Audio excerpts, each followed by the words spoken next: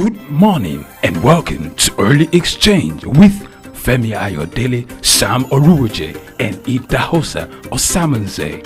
National Orientation Agency is, as far as I'm concerned, very idle and unprofessional. If government says that subsidy is not in oil and government is not supposed to be paying subsidy in oil, energy or whatever kind of oil-green solution we will be looking at. Today we are conducting mining today. Solid minerals, as an example, is, in no disrespect to anybody, is abysmal. We definitely need improvements in those areas. Of course, there are infrastructural needs. This is Early Exchange, shaping policy, advancing development.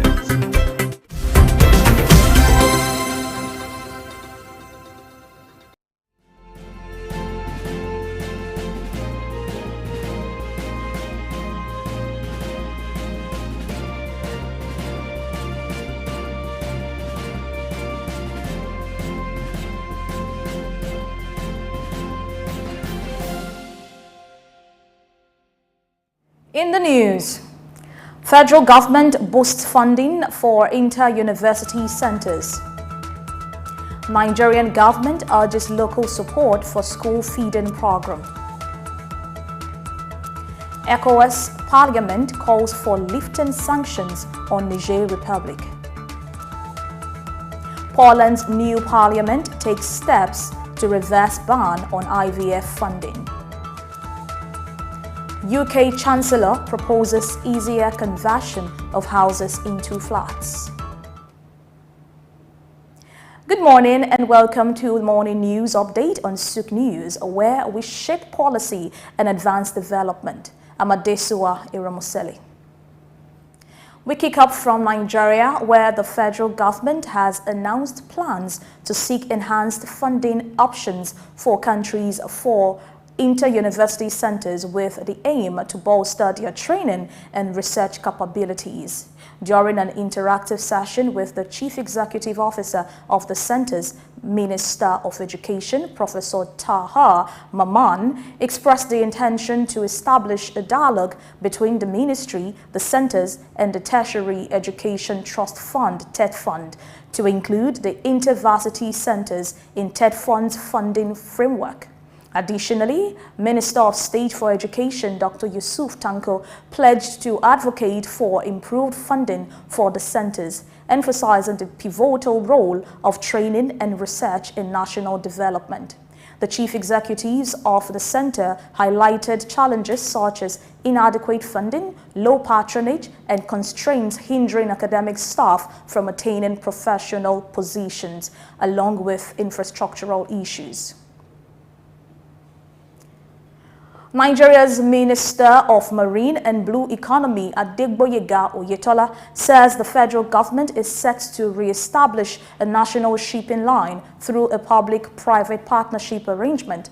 This initiative aims to secure a significant portion of the estimated $10 billion annual ship charter market in the country. While assuring local players, Oyetola noted that the move is not intended to hinder their growth, but to create opportunities for value extraction from the sector, particularly in ship construction, maintenance, and repairs. The minister also outlined the potential outcomes, including job creation, increased trade and investment, and alignment with the collaboration and forward-looking approach of the ministry. Also, the federal government has urged local government authorities to actively participate in and support the implementation of school feeding programs within their region. During a visit to local development area in Nasarawa State, the senior special assistant to the president on school feeding, Dr. Yetunde Adeniji, lauded local for being the first Nigerian local government to align with Global School Meals Coalition. Adeniji emphasized the importance of local support in sustaining the school feeding initiative, expressing gratitude to the Emir of Local, Alhaji Sabo, for his backing and commitment to the program, ensuring its continuous success. Additionally, Adeniji also revealed that discussions were held with the United Arab Emirates ambassador to Nigeria and Governor Ubasani of Kaduna State to garner support for the school feeding program. The impact of the 10th German-Nigerian Business Forum held in Berlin will soon be felt as Nigeria and German government have cemented a partnership to boost the country's energy sector. In a significant move, Riverside LNG and Johannes Charles Energy Import AG formalized a memorandum of understanding solidifying plans to supply gas from Nigeria to Germany. Concurrently, Union Bank of Nigeria and DWS Group entered into a noteworthy agreement committing to $500 million for renewable energy projects in Nigeria. These agreements are poised to enhance energy export, mitigate gas flaring in Nigeria, and foster rural inclusion within the Nigerian economy. Collectively, these partnerships underscore a fortified relationship between the two nations. In a concerted effort to alleviate poverty in Kwara State, the Yahaya Seriki Foundation, a non-governmental organization, has disbursed 250 million naira to 1,800 beneficiaries, including artisans, students, and traders across the state. The foundation, guided by its mission to address poverty, hunger, disease, illiteracy, environmental degradation, and discrimination against women, aligns its actions with the United Nations Millennium Development Goals. The governor of Kwara State, Abdulrahman Abdulrazak, while responding, expressed gratitude for the foundation's collaboration with the state government, acknowledging the significant impact on poverty alleviation and youth engagement in the state, and commended Yahaya Seriki for his selfless contributions. We go on a quick break now. When we return, we'll bring you foreign news. Stay with us.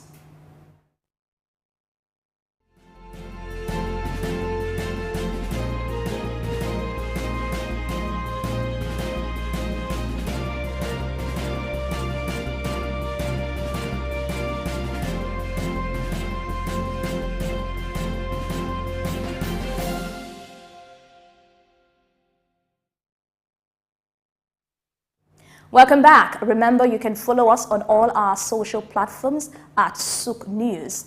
Now on the foreign scene. A global fraud protection solution company has uncovered a surge in fraudulent online stores, marking a 135% increase by the end of October 2023. This deceitful website, posing as authentic retailers, have flooded the internet, particularly during a Black Friday and Cyber Monday shopping frenzy. Exploiting the trust of unsuspecting shoppers, cyber criminals utilize tactics such as imitating luxury brands and established retailers or operating under various brand names. These fake online shops serve as a means to capture payment details and sensitive information from unsuspecting customers. As online shopping continues to rise, reaching a reported $5.7 trillion spent in 2022, the need for vigilance against cyber fraud becomes crucial, with nearly $41 billion reported as fraud committed by cyber criminals during the same period. Elsewhere, ECOWAS Parliament has urged heads of state and government in the West African region to lift the sanction imposed on Niger Republic following the military coup that ousted democratically elected President Mohamed Bazoum. Led by Nigerian President Bola Tinubu, the sanctions were implemented in July. The chief whip of the Senate, Senator Ali Undume, while emphasizing the adverse effect on Niger's neighboring states, particularly 7 Nigerian border states, resulting in hardship for children and women, called for the lifting of sanctions and the reopening of the closed border. He added that the current situation impacts the vulnerable population.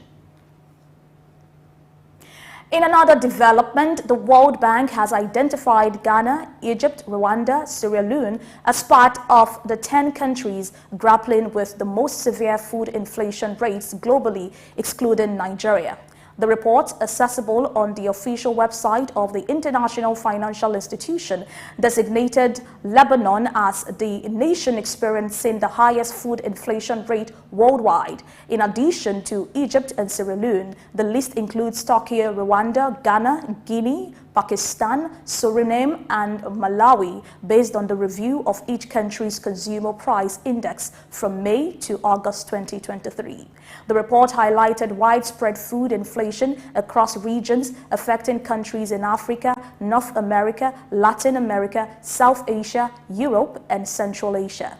The World Bank's findings shed light on the economic challenges faced by these nations, emphasizing the global scope of the issue and the urgent need for concerted efforts to address food inflation and its impact on vulnerable population. Moving on, Liberia's President-elect Joseph Boakai has outlined plans to scrutinize mining concessions to ensure their effective contribution to the country's development. Boakai, who defeated President George Weah in the recent presidential runoff, emphasized the need to address challenges, particularly those related to the economy, corruption, and the lack of essential services. He expressed concerns over the exploitation of Liberia's rich mineral reserves, including diamond, gold, iron ore, and timber, without significant benefits for the population. Boakai stated his intention to closely examine mining sector and suggested that reviews of mining concessions would be undertaken if necessary, aiming to address issues inherited by the new administration. He pointed out that over 80% of the population still faces food insecurity, underscoring the need for a comprehensive approach to tackle systemic challenges and ensure the equitable utilization of natural resources for the country's development.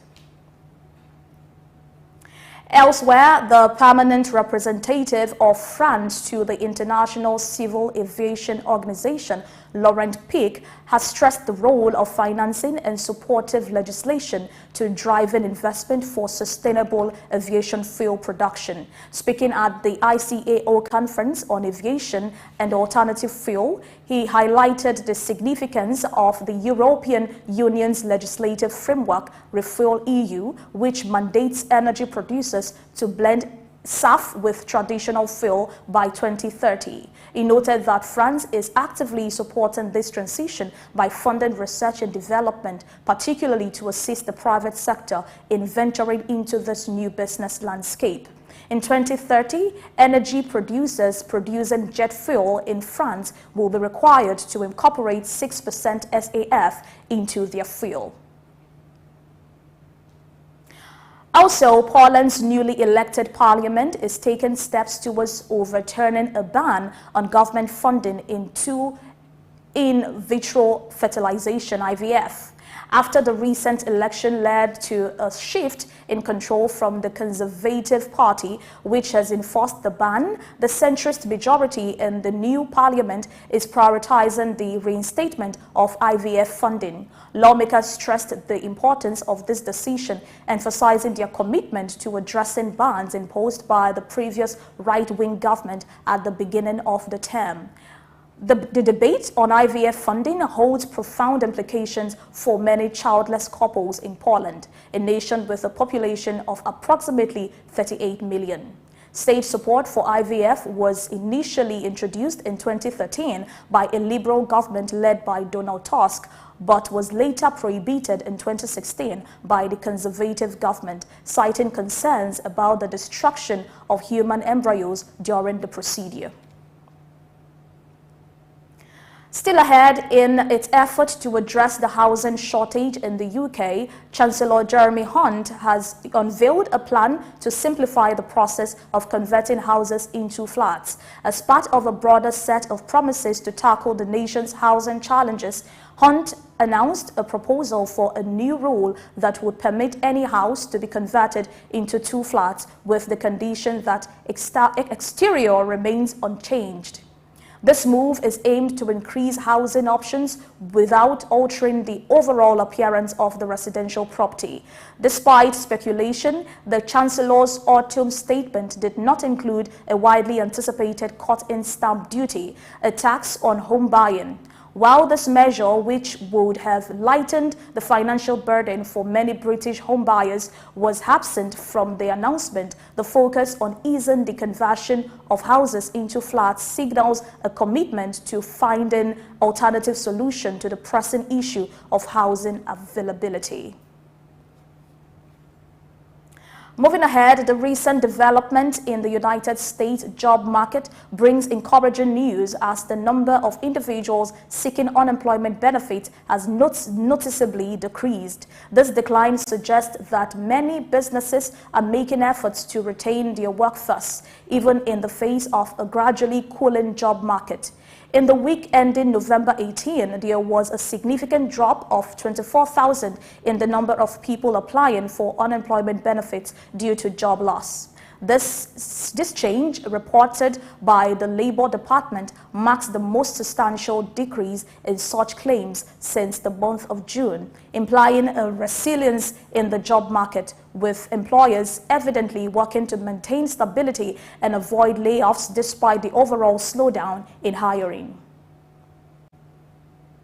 And finally, India's Prime Minister Narendra Modi has welcomed a 4-day ceasefire in the Israel-Hamas war during the virtual Group of 20 G20 summit. The ceasefire is expected to facilitate the release of dozens of hostages held by Hamas and bring humanitarian aid to the besieged Gaza Strip. Modi urged leaders from the top rich and developing nations to collaborate and prevent the conflict from escalating into the region, emphasizing the need to condemn terrorism and civilian death. During the virtual summit, Modi highlighted the importance of effective implementation of decisions made in the previous G20 summit in September, covering climate financing, reforms in multinational development banks, and the creation of frameworks for ethical and artificial intelligence. Other critical issues discussed during the alternative fuel, resource efficiency, and food security, particularly for developing countries. And that's all we can take today on the Morning News Update. Stay tuned for more analysis on early exchange. I'm Adesua Iramoseli. Many thanks for watching.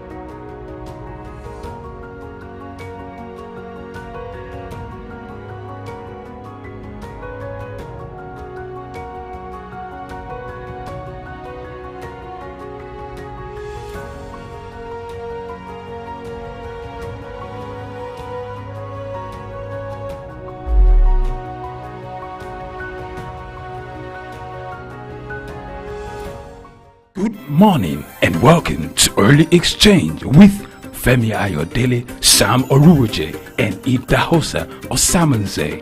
National Orientation Agency is, as far as I'm concerned, very idle and unprofessional. If government says that subsidy is not in oil and government is not supposed to be paying subsidy in oil, Energy or whatever kind of off-grid solution we will be looking at. Today we are conducting mining today. Solid minerals, as an example, is, in no disrespect to anybody, is abysmal. We definitely need improvements in those areas. Of course, there are infrastructural needs. This is Early Exchange, shaping policy, advancing development.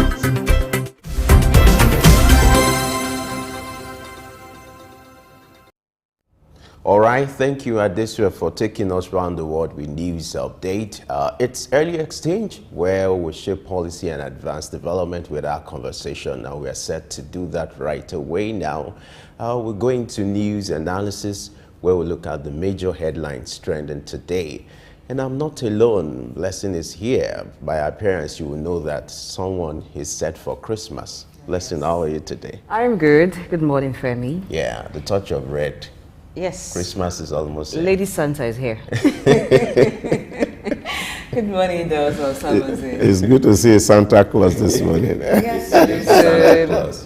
So You may just be receiving gifts this morning. It's never too early to receive something, a Christmas gift. Yes. Well, I am open to gifts, so I am already receiving. I'm thinking about that. Before the end of the show, I will decide. Good morning, Blessing. Femi, good morning. Good morning, Dr. Idahosa. Good morning, Glad to dear have you here. viewers. Good morning. There's something excitement that comes with Christmas, you know, but I can't wait. I can't wait, you know.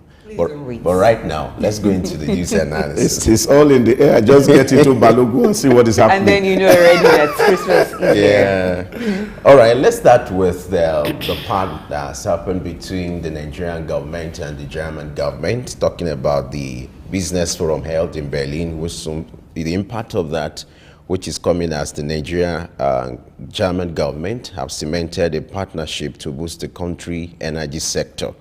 Now, if you look at the economic ties between Nigeria and Germany, it's come a long way since independence. You know, we've had reasons to do businesses together. And this time around, there's a part that's been, being pushed forward by the president and by the German government, talking about a gas deal worth about $500 million. You know, in recent times, the president has been clamoring for the need to have foreign direct investment into Nigeria. You and I know the impact of that on the economy. It has been clamoring for that in recent times. And the good news is now the German government is coming on board with a partnership with the Nigerian government, looking at the energy sector. When it comes to gas reserves, Nigeria is blessed. Now how to maximize it is the question. And with this kind of deal, one is hoping that the resources that we have in terms of energy, in terms of renewable energy and gas deals can be maximized towards having a proper economic development for Nigeria. Idahosa, let me start with you. This kind of economic ties, what's your take on this? What do you think will be the impact of the economy? Well, it's again to say to Mr. President that is doing well, so far so good. Every travel that the president has made in recent time, you find that it's not just a jamboree. There's something that will always follow it to come, and this is for me very, very heartwarming to see that he was not just making promises during the campaigns. I remember in one of those town hall meetings, and he was saying that, look, a lot of things that happened. The Ukrainian-Russian war made countries like Saudi Arabia to make so much money. And because we were not with long foresight, we didn't benefit from it. And he had wished that 20 years before then that Nigeria had connected its gas pipeline to reach Europe. Nigeria would have been a great beneficiary of that crisis that was created by the war between Russia and Ukraine. And now the president is not just talking it, he's walking his talk, making a very serious move for this partnership between LNG and Excuse Energy in Germany. and which is, of course, resulting into this deal that is expected to take off in 2026, when the first gas will be supplied from Nigeria to Germany. That's heartwarming, because number one, it is going to be a great stimulant on the economy. I read earlier today that the CEO of Union Bank was so excited about that relationship that is coming. And you can imagine, in the heat of all this forest challenge, and we are receiving such things into the economy, it will really stimulate a whole lot in the macroeconomic environment. So that for me is quite good. And it's also projected by NRG that if this does happen, about 1.3 tons of gas that is emitted annually from Nigeria would have been converted into wealth. And this is real, another blessing that is coming from this kind of deal. So it's not just about the gas alone. I'm seeing government saying that apart from getting money, we are getting cleaner environment. And of course, the Niger Delta, of course, will be better for it in terms of flaring of gas and the problem that come with the processing and the drilling of crude. So I find it quite encouraging, and it's a hope for the millions of Nigeria. You can imagine what that would take. A lot of engineers will be employed, and of course, plenty of people will be added to the former economy of employment, taking off some people from the streets, and then, of course, good life for some people. All this put together, it's a plus for Nigeria, and I think it's also a plus for Germany too, who is also going to benefit from Nigeria gas. Yes, when we talked about trade the other day, we talked about finding the right partners for trade, and then this is very good that it's not just for you to be trading with people. It has to be a win-win situation for both trading partners, and that is what this is all about. So it's not people just say want to trade with you, and at the end of the day, you are doing more trade with them than they are doing with you. You're pushing more money out into their own economy than money is coming into your economy. So if this is happening, then it is good. It is intended to secure a significant portion of the $10 billion estimated annual ship charter markets in the country. So that's a good one. And I like the fact that the minister is trying to allay the fears of local players, because sometimes when partnerships like this happen, you find that local players are sometimes jittery. What's happening? Are they taking the market out of our hands, you know? So what will happen to us? So it's going to create more job opportunities and expand the sector. So it's a good one. You know, a few days ago we talked about the impact of global trade, and our guest talked about the significance, which is exactly what is playing now. It's going to play out with this kind of a partnership. You can't, because it's a global world, you know, it's a global arena, and you have to strategically look at who you're partnering with, who you're doing businesses with. And for Nigeria to have a part with Germany, that's commendable. Not that we just like to commend the president, you know, as someone would figure, okay, virtually every of his policy, you're giving him kudos for that. But it's also important to understand that when someone is coming up with a good initiative, it's laudable. And then what is now expected, like Dr. said, is to back it up with the right actions, with the right plans, so that it becomes a reality. So I'm expecting in months or a few weeks to come, you know, excessive plans of how this is going to translate into productivity, how it's going to help the economy. $500 million is not a joke, you know, gas deal. We have the manpower, we have the resources. Nigeria is blessed. It's just for us to be able to tap the right resources with the right manpower, and then with the right policy, and then we'll get the right result. I'm happy when it comes to our gas sector, we have the right laws, you know, the right legal framework to guide all this. And that's why it's going to be a challenge for international players to come into the scene. So let's hope to see.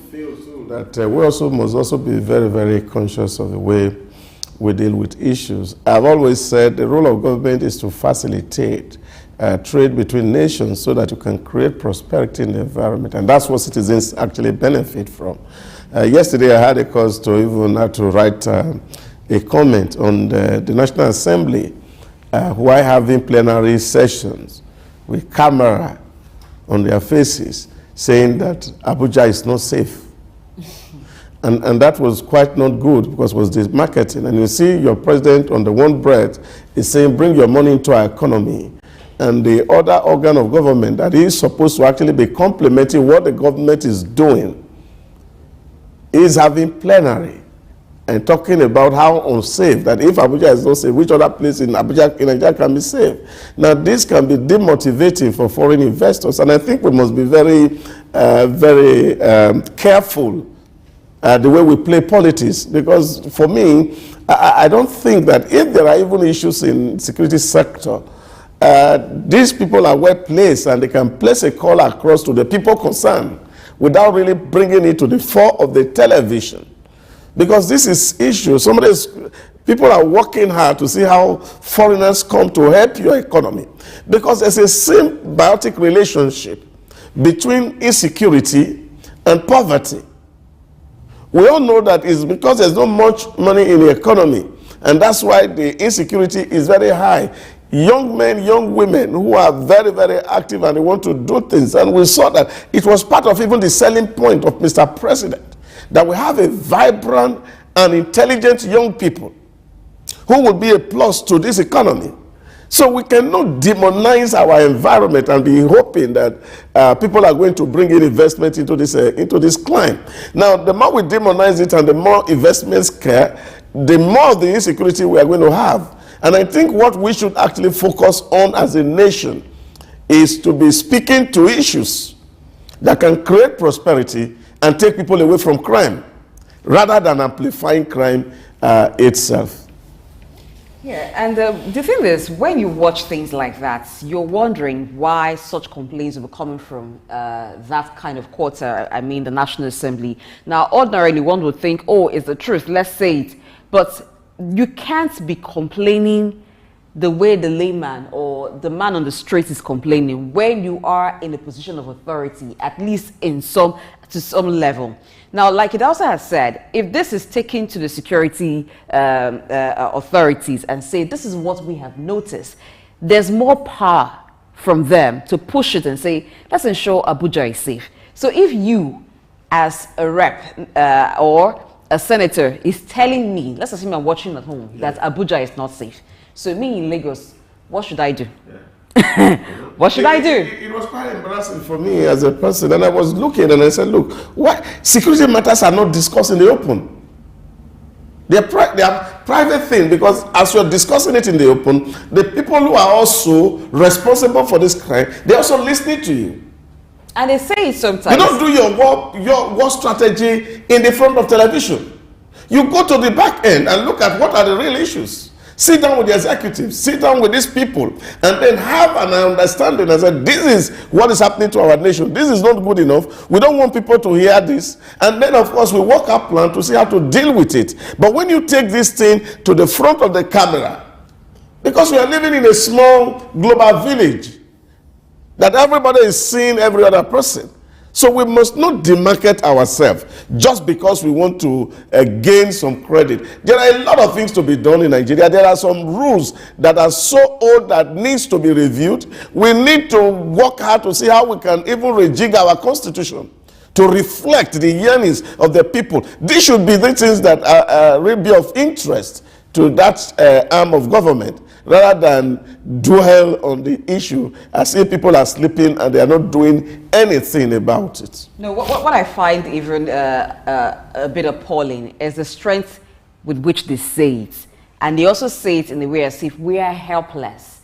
When you, with all the security guards around you, are crying out and say, Abuja is not safe, what should the person who doesn't have that to do? So it's not enough to say things like that and pay lip service to them. It should be more of what are they doing, or what kind of pressure are they putting on security forces to ensure that every part of the country is secure. Well, it shouldn't be just for people to come out or to say things outside that makes people even fear more, because when you put people in panic mode, the tendency that they would even fall prey to some of the crime antics of the people who perpetrate crime in the country is very high. So if, for instance, I wanted to travel to Abuja and I'm not very familiar with that area, that gives me some kind of scare. and make me want to change my plan, depending on what I want to go there to do. So I think if the president, like Joshua said, is the first person who is marketing Nigeria, every one of us, do the work. Do the work, first of all, before coming out to cry. Even if you want to cry, there's a way you cry. If the father of the house is crying, there is no food in this house, there is no food in this house, what do you expect the child at home to do, or how do you expect the child to feel? Anyway, maybe from another angle, that doesn't erase the fact that Nigeria is contending with security issues and it has to be tackled. No doubt about that, but know, it's the way we go about it. Every country in the world has security problem. You need to understand that these are representatives of the people, Yes. and they are at a forum where they feel they can pick the issue the way it is. No, but you see, the issue there are is committees, there are committees, Looking there are at the committees for fact that every issue. There are people who are involved. They are people. They are the representatives of the people. nobody is having that in that And at then all. they needed to bring it to the fore for people who are concerned to be able to get a picture. You see, but what I'm saying is that the National Assembly is driven by committees. There are committees for every issue. There are committee on the army, there are committee on the navy, there is committee on the police, and there are chairmen on these committees. We don't need to put this thing in the front burner. Why are they not talking about they are even earning in the front burner? As a matter of national issues that every Nigeria is concerned about, that even their representatives are the people they represent. You see, this is just deliberate. What nations do is to protect and project an image of themselves as being secured.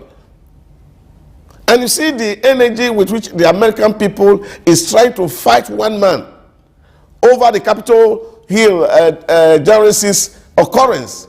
Up to now, they have not finished to paint a picture that America is a safe place. And this thing has never happened before. Nobody is going to allow it to happen. But this is what they are doing. And they put this thing to the quarters where it belongs. There's no country in the world without security problem. None one to mention. So our own is, there are even countries that are worse off than us. Countries that are actually in worse situation.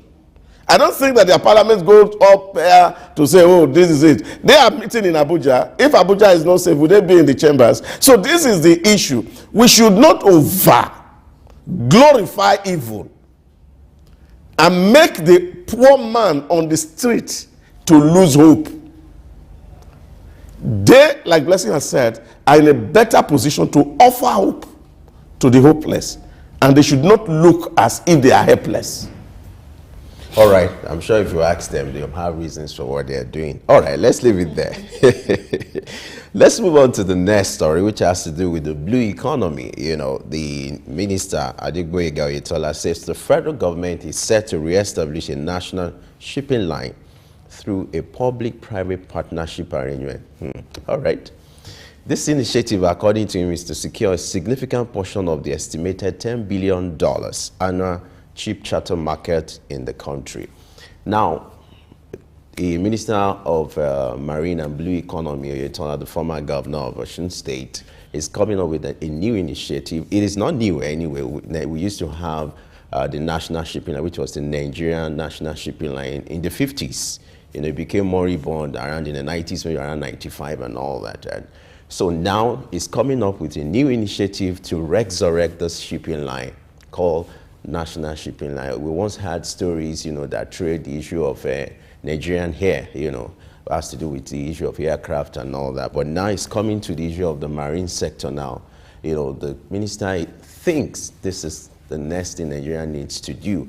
This time around, it's not going to be a government thing. It's going to be a PPP, public-private, you know, partnership. There are some people who argue that Nigeria does not need a national ship line, going by the experience that we've had in the past. But some feel, okay, we can do things differently now. Now that we know better, we have a better system, and now that the federal government is thinking of tapping resources inherent in the ocean, you know, talking about the blue economy, maybe this is going to be the best time to look into this direction. Idauza, what do you think? Do we need a new national shipping line? Well, it's all kind of, how am I going to put it now? Government working out and looking at where to actually appropriate values from. Yeah, but like you have said in the narrative, you see, we've had it before and it didn't work.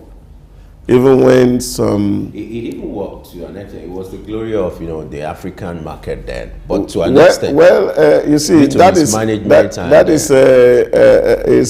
is quite subjective when you say it was working. We knew why national assets failed. And not just shipping line. Obasanjo himself was even saying that when he was leaving, he lived about 21 in that fleet. And all of them were sold out because we got to that point that they said, oh, our people can't manage, we can't run public enterprise. So what it means is that it will be better off in the hands of the private people. Now the question is that those who bought it, what did they do with it? And I think we must be able to learn from history.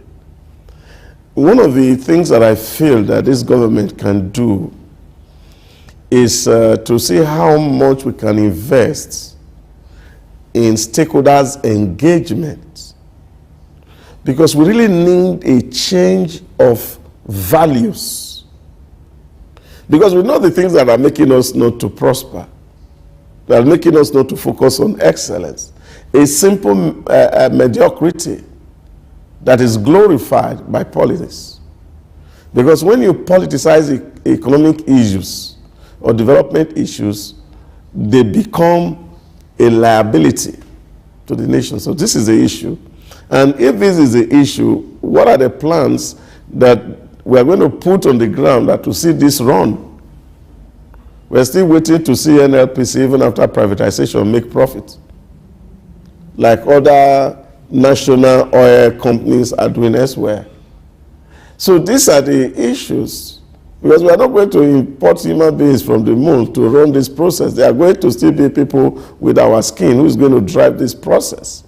So I really wish that the Honorable Minister is actually also putting this into considerations. And then, of course, first of all, secure a buy-in from the ministry staff, the core civil servants in the ministry, and they have a buy-in. Like Professor Collins says in his book, Good to Great, the starting point of any journey from goodness to greatness is who? Who is going to go with us on this journey? Now, once you can answer the question of who, then the what and the how become very simplified. But I think Nigeria is still grappling with the question of who. And until we deal with that issue of who is going with us on this journey, the question of what and how to go about it will still be something that will be a starry hydrant. Don't you think the question who could include the minister himself? Yeah, but yes, he needs a lot of people who are going to buy into his thinking. The minister is not a problem. And ministers have never been a problem. It's those who are going to implement what is being said that are issues. That everybody come to that point where we have an understanding that, look, this is about our nation, a nation that is near comatose, that needs to be resurrected, and people will know that this is not business as usual, and we are going to make all the necessary sacrifice to ensure this time we don't fail. I keep saying to public officers anywhere I meet them, and they are ashamed when they look at what God has given to us, that is given to them to manage, and the result we are getting. And they see what other nations are doing, even smaller in terms of what God has blessed us. Don't they feel ashamed? Or they just comfortable sending their children abroad to go and read? Is that all that they need in life? And they can't leave legacy for these children to be even proud of it. Because when we are talking about Nigeria, if we are not running well, it's the civil service that are getting us where we are at the moment. So we need them to have a quicker buy-in into the programs of government. And that is the only way it can succeed. Because if you have a civil service that is sick, there's no amount of investment that you are going to put in there that you will really get the value for it. $10 billion is a beautiful figure, but it needs a lot of work and sacrifice to make it realizable. Sometimes when we clamor for certain things, I would want to liken this new shipping line that the minister wants Nigeria to have with the Nigerian Air in the aviation industry. The question, first of all, is why do we want it? What went wrong with the one we had before? So it would be what went wrong with Nigeria Airways in the aviation industry? And now, why do we want Nigeria Air? So why do we want? Why do we want the national shipping line? What happened with the one we had before? So until we are able to pick out the issues and bring out new strategies that will make this one work, and they're not just strategies on paper; they're practicable. Then I think it's just like, okay, we had this before, let's have it again. But if it's something that the private sector can handle, why not create the enabling environment for them to run it? You know, but I think the real issue is that, you see, you are seeing other people make progress. That's the real question here. Take, for example, you know, I think it was sometime in November, Joe Biden was crying in the US that the shipping companies of Europe, they are creating so much tension in the world after COVID-19, that the profit that they have made in 1 year, that since the companies were founded, they have never made those profits before. So when you look at the value that is coming to that industry, it's massive. Because to even hire a 40-foot container in those days, $4,000, today it's $12,000. And so that is having huge impact on the world inflation that we're all talking about. Because the shipping companies determine where ship goes, determine how they move, and then they are making so much value. And the first 4 top shipping companies in the world are in Europe. So that's a massive competition we are going to enter into. Now the question is, what technology are we bringing in? And that was why I was so enthused with what Mama Julie Coker said 2 days ago. That it may be too late for us to build boats, but at least we can take our music and go and sell abroad. They can't run away from that. You see, because that is, for me, wisdom from a sage. When you are looking at this industry, it's going to require a lot of massive investment. We don't have the technology. Are we going to build a junior partner in this arrangement? What are we really thinking to do around this area? Yes, you look at it, Singapore is making so much from airline. United Arab Emirates making so much from airline. Even small Ethiopia is making so much from the airline. But you need to go and see what they are doing and find that the level of patriotism and nationalism that drives this national project, do we have it currently at home? And this is where the National Orientation Agency need to wake up, and so that we can be singing the song of being Nigerians. Even these issues we talk about, issues of security, they are also issues that we need to talk about, that everybody need to be able to hold up his children. I said it in one occasion, and I said, look at it, in 2022 alone, we spent over 7 trillion to fight insecurity in Nigeria. Now, if you put that figure together, it can build roads, it can build industries. Now, who are we fighting? We are fighting our children. So we should remove pressure from government. And even parents should begin to take hold of their homes. And people become patriotic and put their nation first. Now, all these things will go. And I think the National Orientation Agency need to really do more in terms of reaching out to the heart and the soul of Nigerians.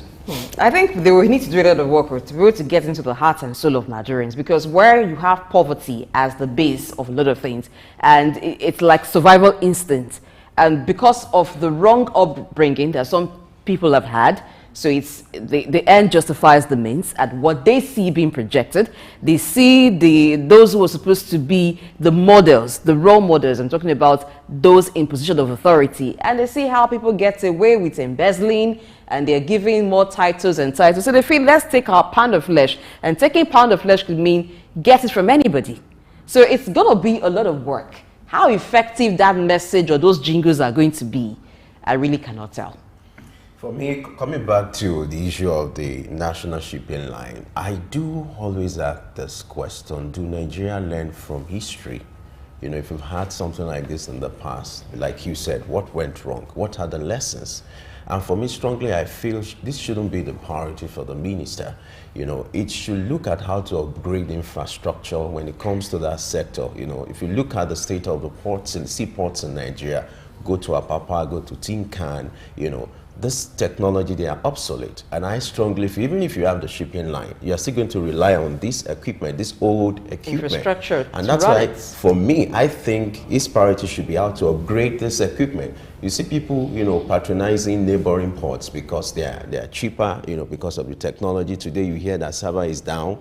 You want to do cargo clearance, something that should take 48 hours is taking you weeks, it's taking, you know, and then the cost of demurrage is running for the business owner. These are things, you know, the bottleneck, the inefficiency at the port, whereby you want to do businesses and then you can't just do it efficiently. I think these are things the minister should focus on rather than looking at, you know, the national shipping line, because it's a matter of time you come back to these realities, which is still going to face us. Well, anyway, let's leave it at the desk of the minister to see what is going to come up with in few weeks or in few months. All right. Yeah.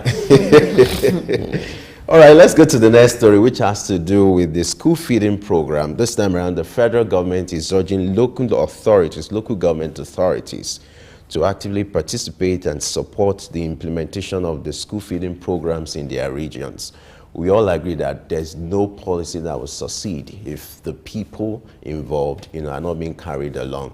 So this time around, the federal government is asking for a synergy between the federal level and the local authorities to help promote this initiative, school feeding program. The question is, even the school feeding program, how successful has it been? Has it been, you know, since it has been started? How many students have been fed?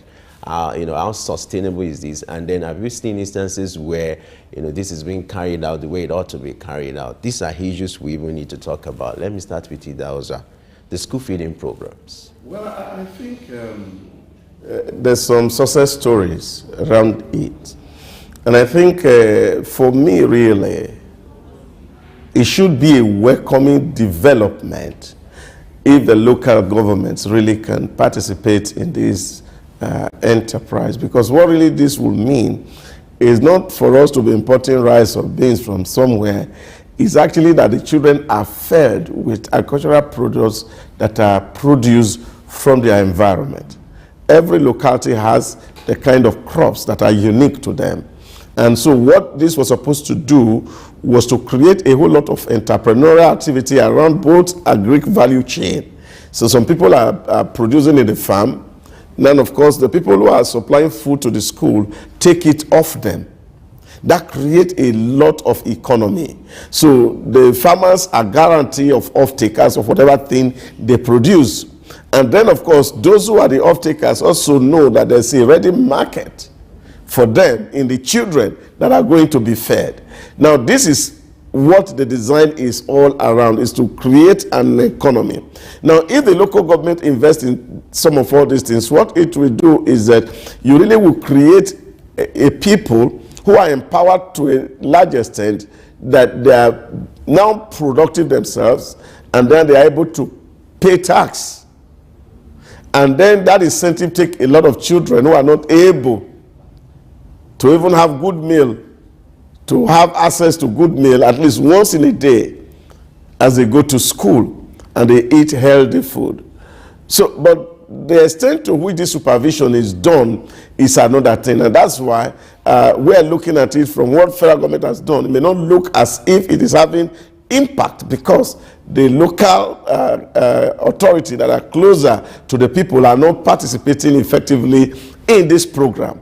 Now, if they participate, people will feel more of the impact. If they even can key into the program to understand what benefit this will serve to people in the agricultural value chain. So it's not just one person that is benefiting. The entire garment on that chain is having something to gain from it. And the children themselves are better off having at least one good meal that is balanced to ensure that they are able to think and reason and do the rigor of academics. This is important, and I think is something that should be really encouraged.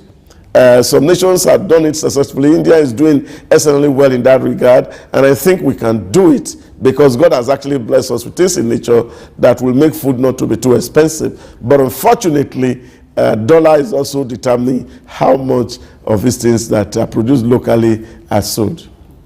I want to start from what you said about the meal being a balanced diet. Well, from what I have seen, from pictures, from videos of the school feeding being done, the food being given to the children, many times it doesn't look like the food. The diet is balanced. The diet is balanced. So I think parents are the best people to feed their children rather than empowering, because people, yes, it also supports some economy. Those who are caterers are benefiting from it because they have to cook for them. But if you want to use local food in that area, well, you still need to consider that for children, rice is a staple food in Nigeria. Children naturally like rice. A lot of children hardly get tired of rice. So it's like what they would also like to eat almost on a daily. That's part of the thing that they're looking at. But beyond those things, I am thinking that if the money being channeled into the school feeding program can be channeled into agriculture, not subsistence, not given to one farmer to feed for his, to farm for his house. Mechanized farming being done at the local government level, local governments having even farms and having people employed. Because the whole genesis of this starts from food scarcity. It starts from food being out of the reach of a lot of parents. Otherwise, they should be able to provide good food for their children. I think that is the more sustainable route to go. Because you give them food once, okay, let's even assume it's a balanced diet. So what happens the rest of the day? No. You see, what it is that at least they have one good meal a day. One good meal a day. And it's enough, really, to create the necessary glucose that a child needs to be able to do the recall of academics. That's a point. But you see, what is here is that you're looking at it that a whole lot of people, children who are coming to school, they are very hungry, their parents cannot afford it.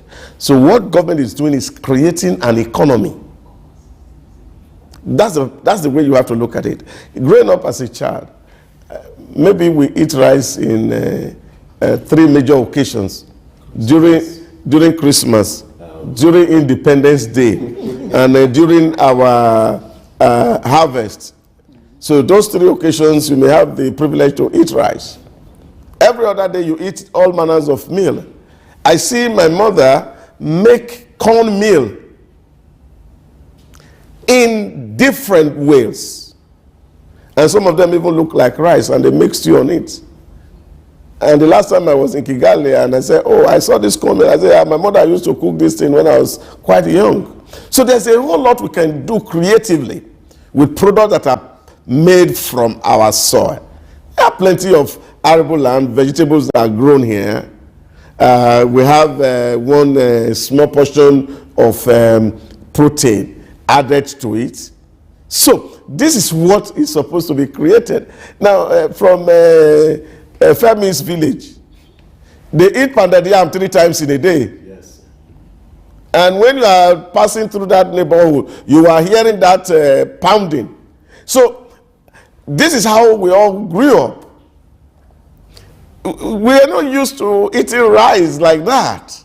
And I think that is actually what is putting pressure on the price of rice, because the common law of demand and supply that people are complaining about. There are things that are local to us that our parents ate and they were living healthy and they live longer life than we are.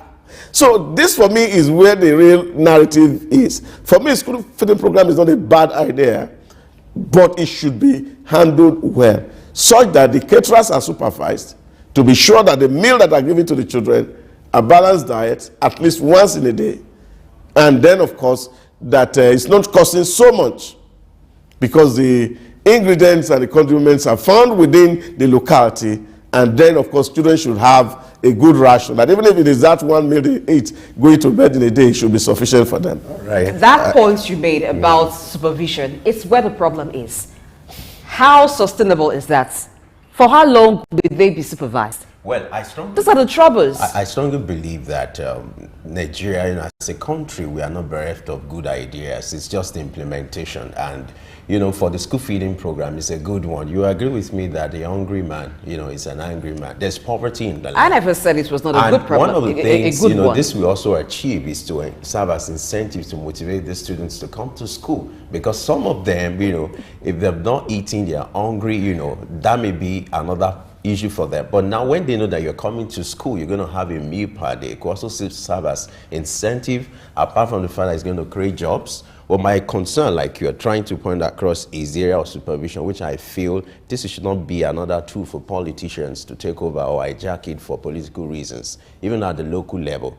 If you have the head of the local authority or the chairman, not that it's going to take over and then allocate these resources to his family and friends. We don't want to see that kind of situation. If the initiative or the aim is to encourage those people, you know, to ensure that you kick out poverty in the land and to also create an avenue for these people to have balanced diet, it's a good one. But like you said, it's the supervision, how we implement our ideas, which are the issues. Ordinarily, it is good, but the supervision, the implementation, that's where the problem is. So that's why I don't think it is sustainable. Yeah, but I think it speaks to who we are as a people, ethics and values that are actually missing.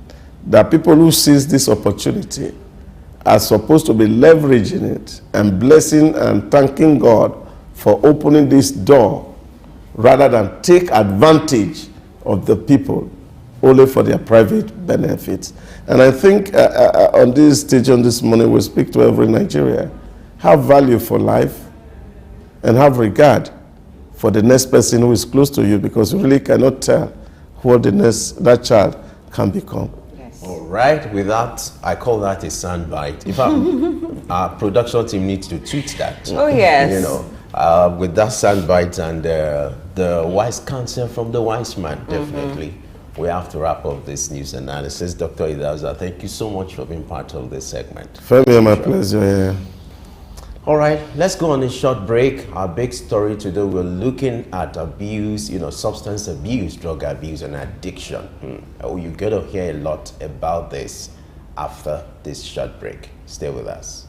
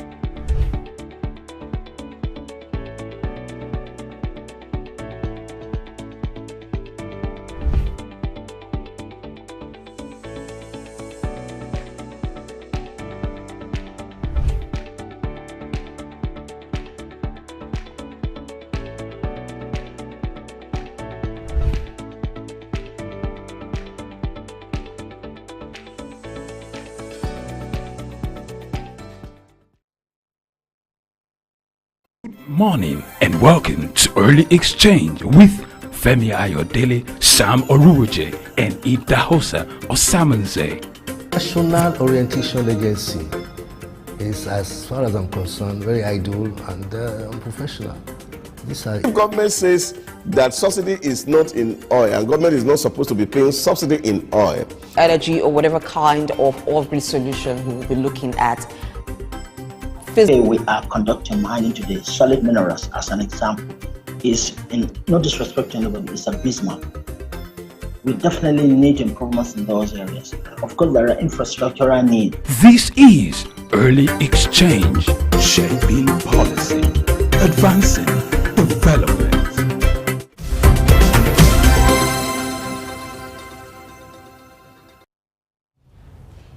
Thank you for staying with us on Early Exchange. So let's move to the discussion of the day. Today we're looking at substance abuse and addiction. Different substances are being abused right now in different parts of the world. Now let's come to Nigeria. It's not a new thing now that you hear that the NDLA, which is the National Drug Law Enforcement Agency, the agency is saddled with the responsibility of curtailing drug abuse, oftentimes arrests people, even farmers, of some harmful substances which are taken as intoxicants by people. But still, a lot of people abuse drugs on a daily. You will find some of them, maybe after some time of being involved in activities like that, having some health challenge, having some mental health challenge. What happens to them? Can they be rehabilitated? Can they become productive again in society? These are some of the issues that we'll be looking at this morning. Joining us will be Dr. Folajimi Adibowale, who's a public health practitioner. Good morning. Welcome to the show. Good morning. Thank you for having me around today. Please unmute your mic so we can hear you. I'm unmuted. I can hear you. I hope you can hear me too. Now. Thank you for joining us. It's All a right, pleasure. let's talk about substance abuse globally and in Nigeria. Why do people take to substance? Well, that is a very that's a question for higher beings to answer. But one thing about human being is basically over the years is that we have tried to solve our problems, and sometimes we solve our problems with another problem, and then sometimes we solve our problems with a proper solution. The problem with addiction, it varies for so many reasons. Some people were trying to kill a pain. Some people were trying to escape a situation, and they found solace in drug abuse. However, some people, out of curiosity, started abusing drugs and stayed with it all through. So for various reasons, and some people started by, having a medication that was solving their problem. And from there, they progressed to being addicted to that medication and abusing that medication. So for several reasons, people have sought after drugs, both recreative drug and medical drugs themselves, for prescription drugs, in order to solve a particular problem or satisfy a particular craving. And before they could, get a hold on the situation, they found themselves addicted to it. All right, Dr. Folajimi, glad to have you on board. It's a pleasure hosting this morning. Thank you for me. It's a pleasure seeing you too. So according to the United Nations Office on Drug and Crime, there's the statistics that about 40 million young people in Nigeria do abuse drug, mainly between the ages of 16 and 65. I would like you to help us understand why this practice is peculiar to the young people in Nigeria. So drug abuse is not peculiar per se to Nigeria. Drug abuse is a global problem that has spanned over 4 or 5 decades. I think sometimes it's drug abuse that was even in the ancient days also. But more recently, drug abuse has extended into Nigeria by different movie parts. Sometimes, music has played a role in promoting it. Movies have played a role in promoting it. And locally, it has also gained some prominence because it's pleasure-seeking in a way. Now, you must also remember that Nigeria is largely a youth population. And I may tell you that 40 million somehow it's somehow a below estimate issue. The problem might be bigger than that. If you consider all kinds of addictions, all forms of addictions, you might have a bigger number than that.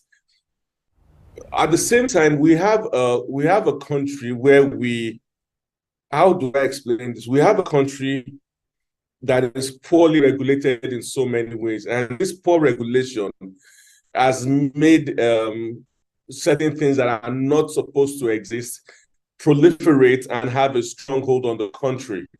And via this means, a lot of issues a lot of problem has emanated.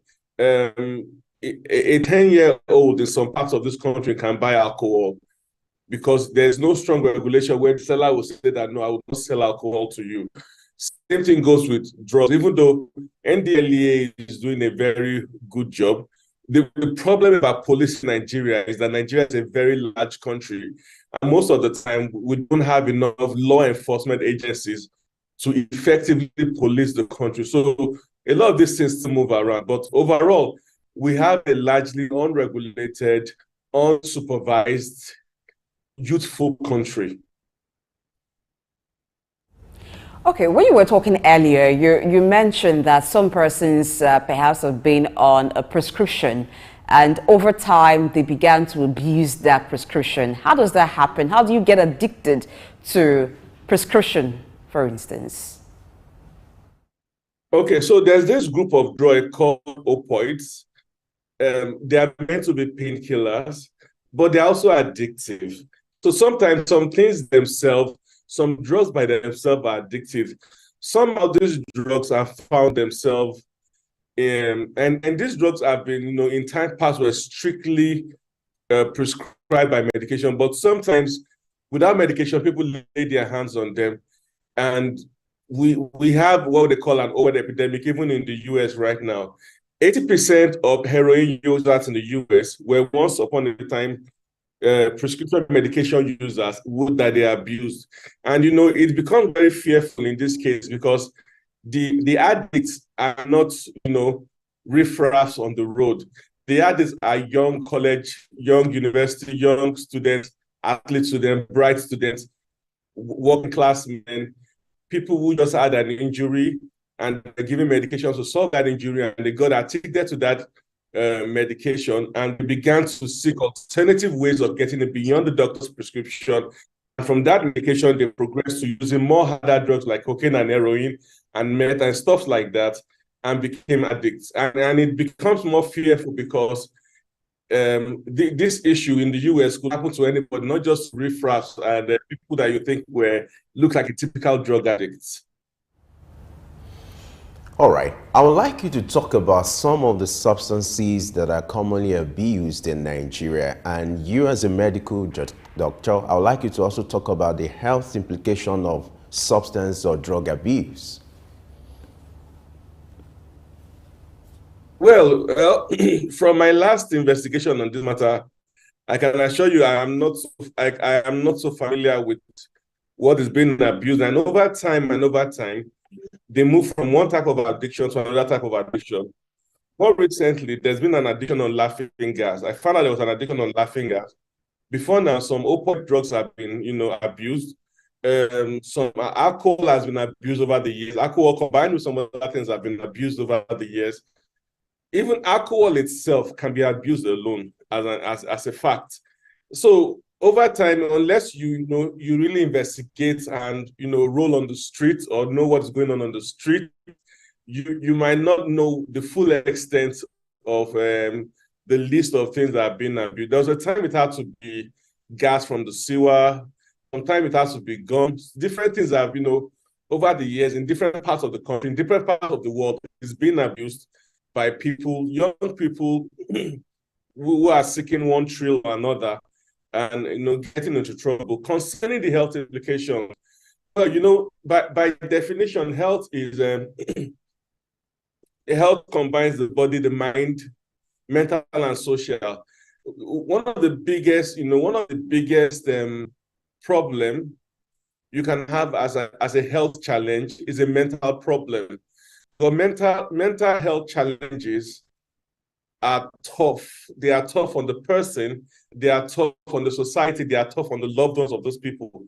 And it's a huge burden dealing with mental health. The other angle of mental health is that sometimes it creeps up on people. A good number of people are addicts at the moment right now, but they are still functional addicts. They're addicts, but they are still doing their 9 to 5 job. They are still doing their everyday job, but they are addicted. They keep on going on in this direction where they are still functional, but they are active for like 2, 3, 4, 5 years. But at certain points in their life, they become non-functional in the society. The addiction gets so bad, they can't keep a 9 to 5 job.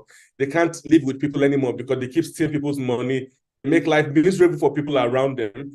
And they become like a social reject, social outcast. At that point in time, nobody wants to deal with them, and they spiral down viciously because the people around them are tired of how to handle the situation, and they become a pariah to the society. Then let's talk about the multitude of health challenges, from sharing needles, having infection.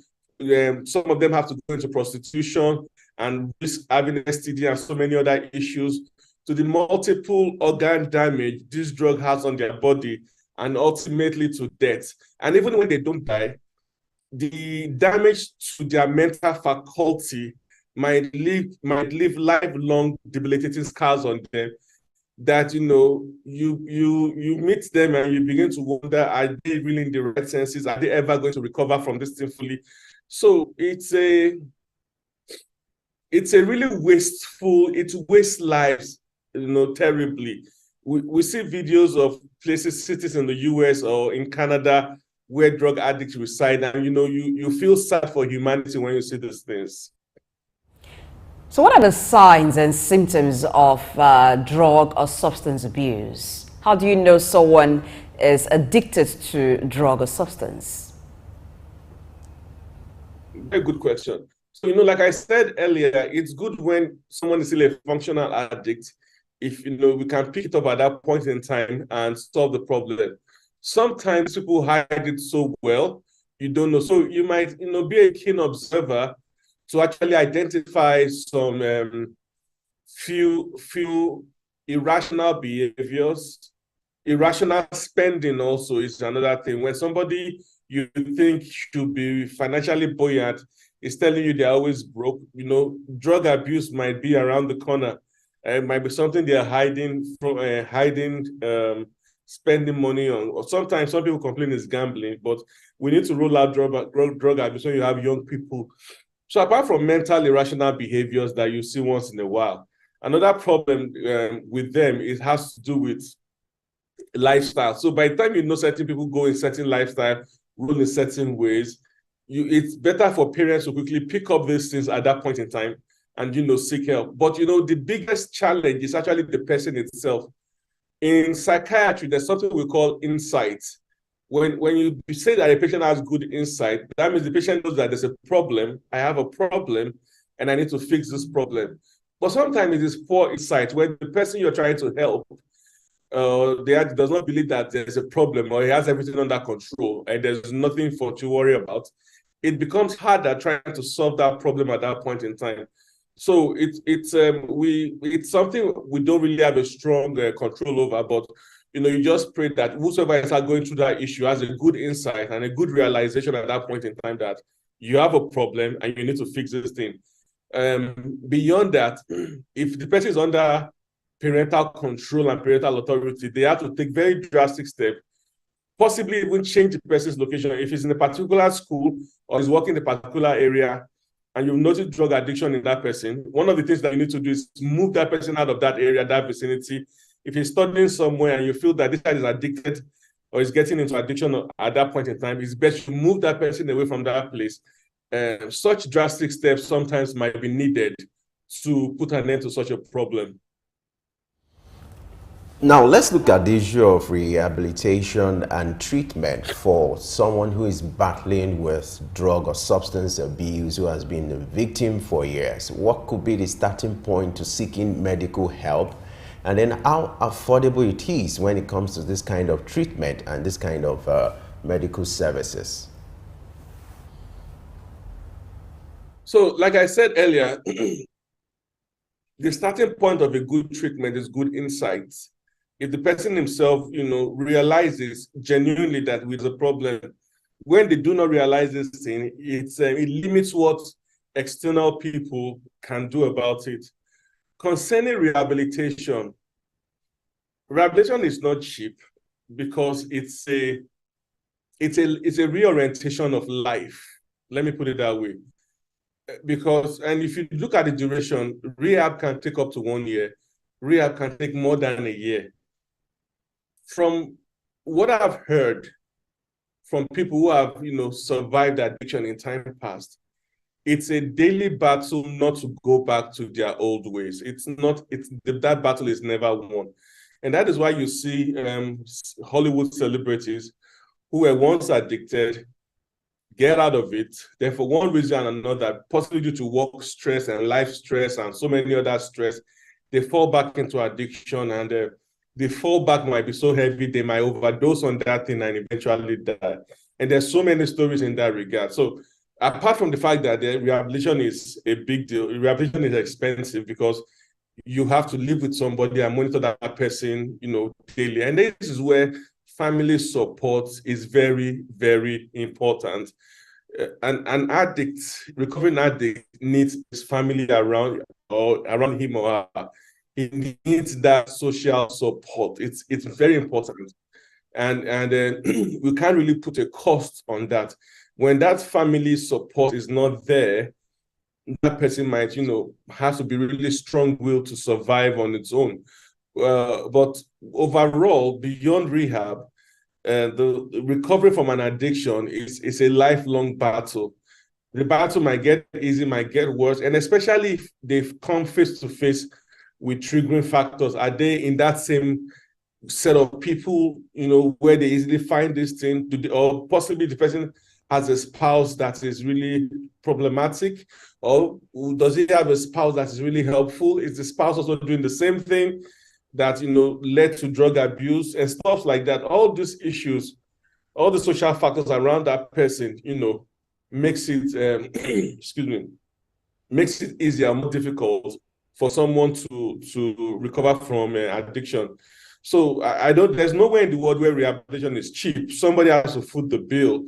If the government is not footing the bill, the family or the friends of the recovering person has to foot the bill, because it takes months, years to rehabilitate the damage done by drug addiction. So in what way does rehabilitation come? Does it necessarily mean that a person who has been an abuser of drugs or substance have to be committed to a rehabilitation facility? If it takes a whole year, how do you keep people like that in one place for that period of time? So I said one thing before, and it's that one of the greatest challenge a human being can have is a mental challenge. You can break a leg, break a bone, give it 6 weeks, 8 weeks, your leg will heal. But you see, when it comes to when people lose their mental faculty, it's something that becomes like a lifelong battle. And it's one of the most terrible things that can happen to a human being, in all different forms of it. So with such a severe condition, when you have to change that person, you have to take a long time. It takes a long time. First of all, you have to have them in a controlled environment, no access to all those things they used to have before, no access to stress, because some people go through stress and the only way they want to survive that stress is by taking drugs. No access to stress. Take them off those things for a long while so that the brain loses memory. The brain loses the memory of the joy or the ecstasy they got from that drug. You have to talk to them. You have to make them realize that we have a problem here, and when this problem is persisting, you will ruin your lives. You make the people around you miserable. So the mental reconditioning is not a one-day process. It's something you have to do day in, day out. And that's why I said that even if someone spends 6 months or 1 year rehab, even when it goes out, it might still fall back. I don't have data on the success rate of rehab, But like I told you before, even beyond rehab, the fight against living an addiction and not going back to it is a daily battle for most people. To win the war against substance abuse, it has to be a societal thing. Now, what do you think the government, the kind of initiative or incentive or intervention that can come from the government to help, the war against substance abuse in Nigeria, and also to help victims recover as fast as they could? Thank you very much, Femi. So, you see, I don't believe, personally, I don't believe government has a magic wand in their hand to fix the country. You understand? I think one of the problems we've had, and if you look at countries with addiction, the loss of family value is a big deal. One of the things that help, and you and I can, everybody that grew up within the family setting will realize that when you don't have a good family setting around you, a child will be exposed or prone to certain ills and evils in the society. So when we have a society that has lost family value and you are a youthful population, a high number of young people will be involved in what they are not supposed to be involved in. So the first caregiver here are the father and the mother in a setting that can control, the young child or can control the environment. So when we begin to lose those things, we expose more things. But if we retain the family value, number two is that we need a commonwealth approach to things. Now, when you have a society where everyone is so individualistic, people don't want to go an extra mile for their neighbor or stuff like that. That's another issue in this matter. So we have a societal problem. And I don't know how the government can fix it. That government will fix it indirectly, but I don't see how they can fix it directly. I think we need to speak more to social and religious organizations. We need to speak more to communities. We need to speak more to our culture and our tradition.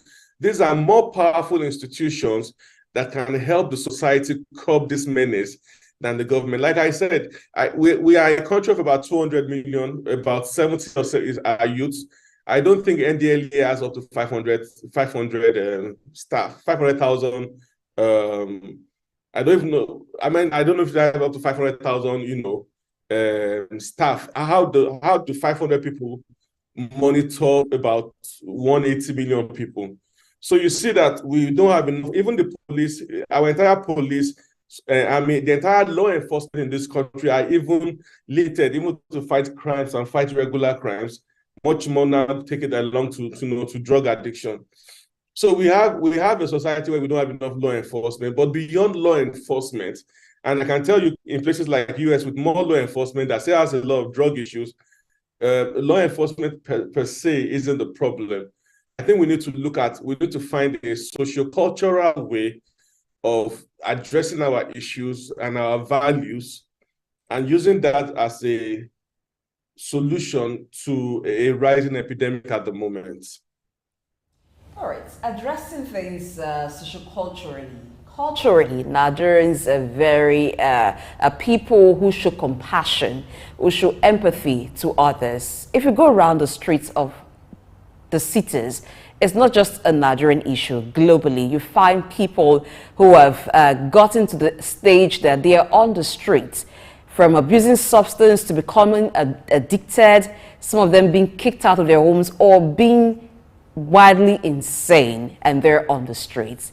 How can they be helped? And do we even have enough rehabilitation centers nationwide to cater for them?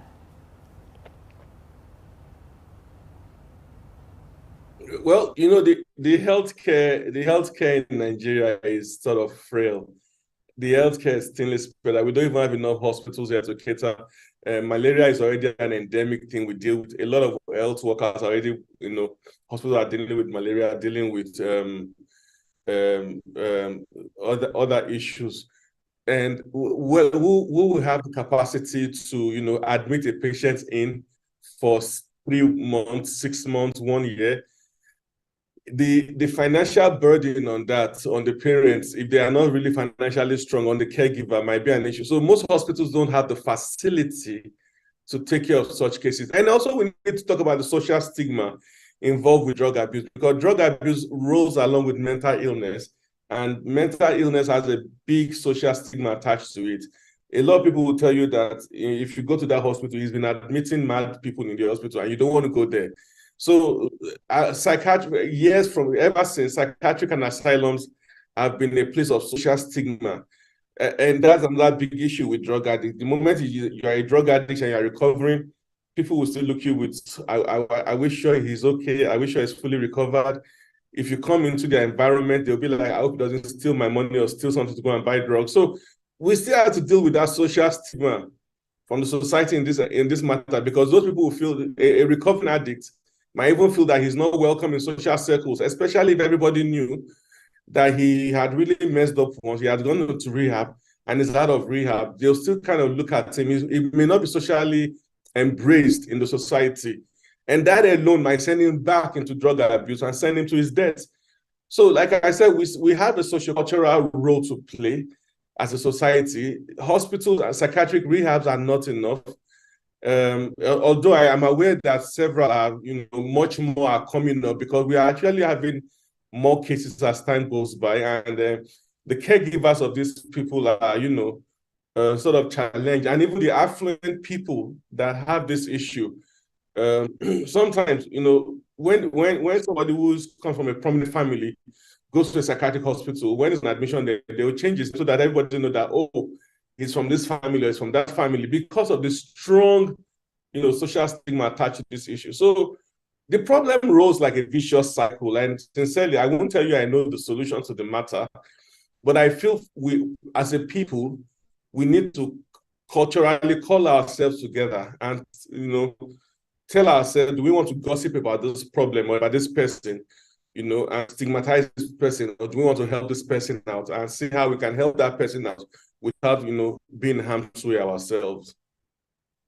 Right, Dr. Folajimi, who joins us from Abuja. What a way to wrap up this conversation. We want to thank you for your time and your submissions on the use of substances in Nigeria. You've given us a wise counsel, a professional counsel, as regards this development in Nigeria and globally. We want to thank you for your time. Thank you for spending time with us on Early Exchange.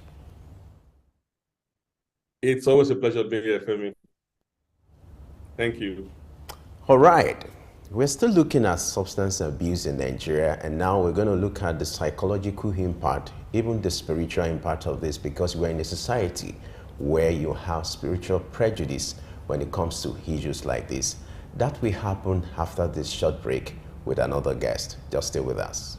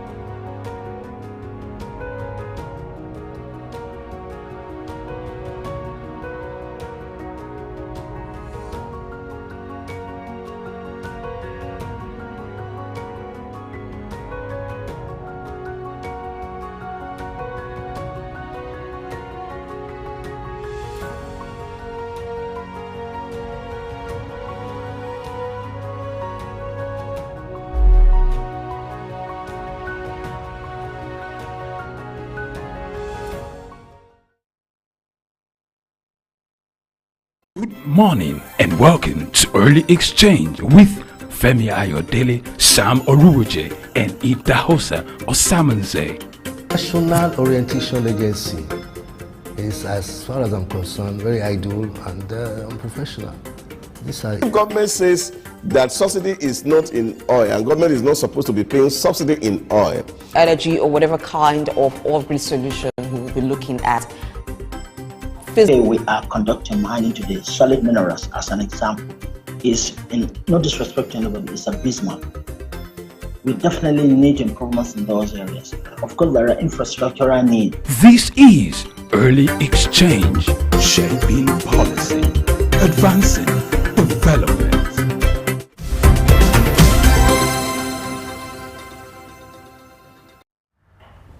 All right, if you just joined us, we're looking at substance abuse and addiction.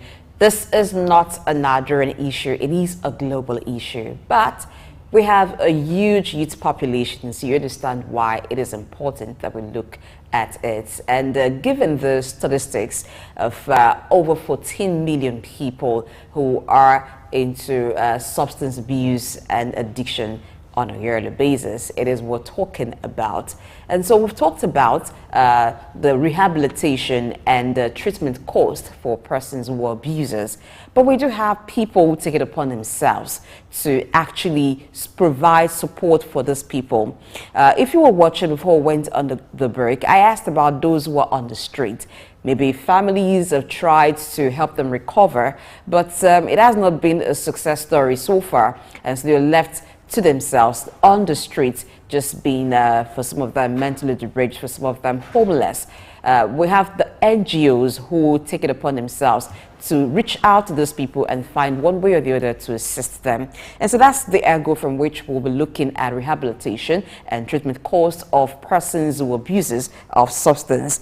Joining us virtually to talk about this is Shadrach Uzomisaki, who's a pharmacist and convener of Gombe Marathon. Good morning. Welcome to Early Exchange. Good morning. Thank you for having me.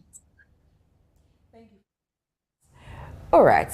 Looking at substance abuse and the way it progresses, it's a negative trend, but it progresses. People go from using just drug to different substance that you would wonder, how do they even think about this? What's your take on it?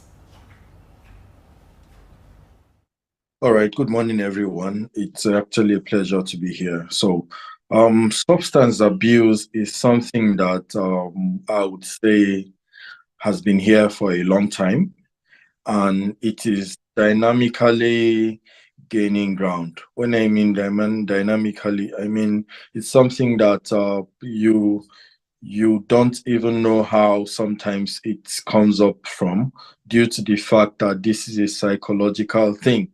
So so far on where I come from the part of country where I come from, when you look at the northeastern Nigeria, there have been quite an alarming rate of these substance abuses, and sometimes it's even spanned to things that are unimaginable.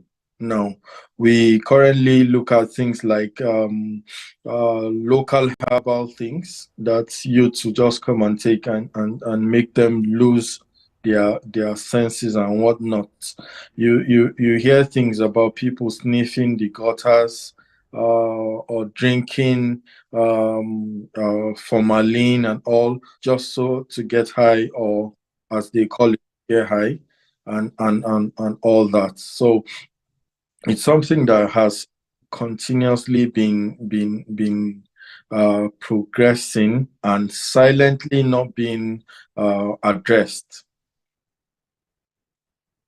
From your experience as someone who has been, part of activities that has to do with war against substance abuse, I would like you to talk about some of your observations about the challenges associated with containing this development in Nigeria. And then what do you think can be done to ensure that this development is nipped in the bud? Okay, thank you. So we've been able to start a youth-based organization in Gombe in the northeastern Nigeria.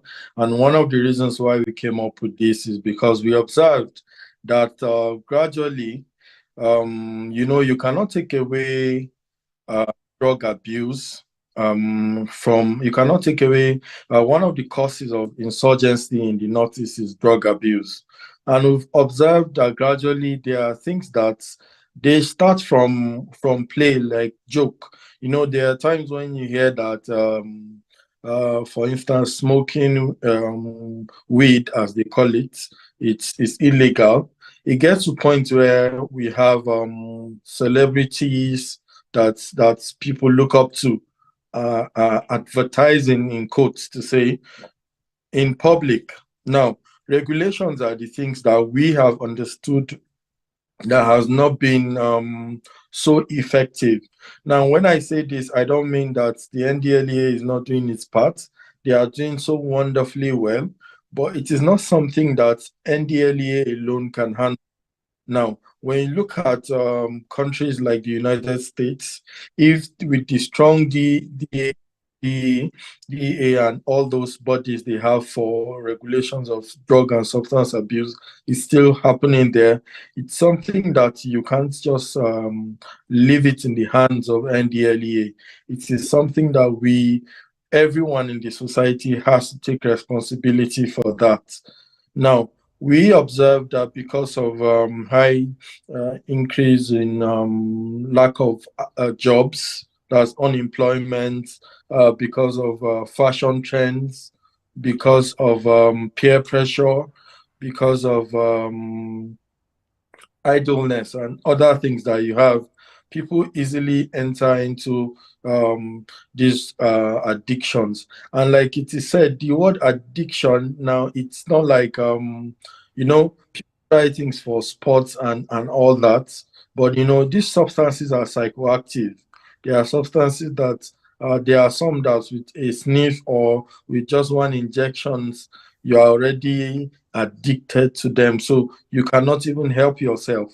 And those are the challenges we've been having. Now, we have seen that these things are taking away a lot of young people, a lot of vibrant young people in our region. And then we came up with saying, okay, we young people want to, talk to our peers. If peer pressure is taking them, we can also form another kind of peer. This one, instead of pressure, we call it peer accountability and monitoring, whereby we kind of engage ourselves. We are young people, we engage ourselves in talking about these things. We engage ourselves in sport activities. We engage ourselves in soft skill development, in business development, in things that will keep the mental state of people active in a good way. Now, this has not been easy because the fight against drug abuse is actually something that is going to be in a very long-term activity, and it might be gradual. You might be winning some and losing some, but then it's something that is worth doing. Now, when you talk about what we have faced so far, the things is even the kind of facilities we have for rehabilitation and all that are not so adequate, and then they are not so effective. Now, we understood that these people are not, somehow they have turned NDLEA to like just the way we have police and criminals. What we said about drug addicts is the fact that we consider them as patients, not criminals. There are people who are already into these things and they cannot help themselves. Imagine you trying to do something, maybe lift a bottle of water to drink and you cannot do it, and you're thirsty. These are the things they face. So somehow we have been able to say, okay, let's not call them addicts. Let's not call them criminals. We are seeing them as patients, and so far, with even the help of NDLEA, we have been able to rebrand the kind of name, because we don't call it rehabilitation center now. It's being called a treatment and care center. So these are the things that are coming up, and we believe that it's going to be all right over time. So that is what has been achieved so far. Okay, so as one who runs an NGO and you provide support for persons who have over time abused drugs, you said you don't refer to them as addicts. I want to stick to that.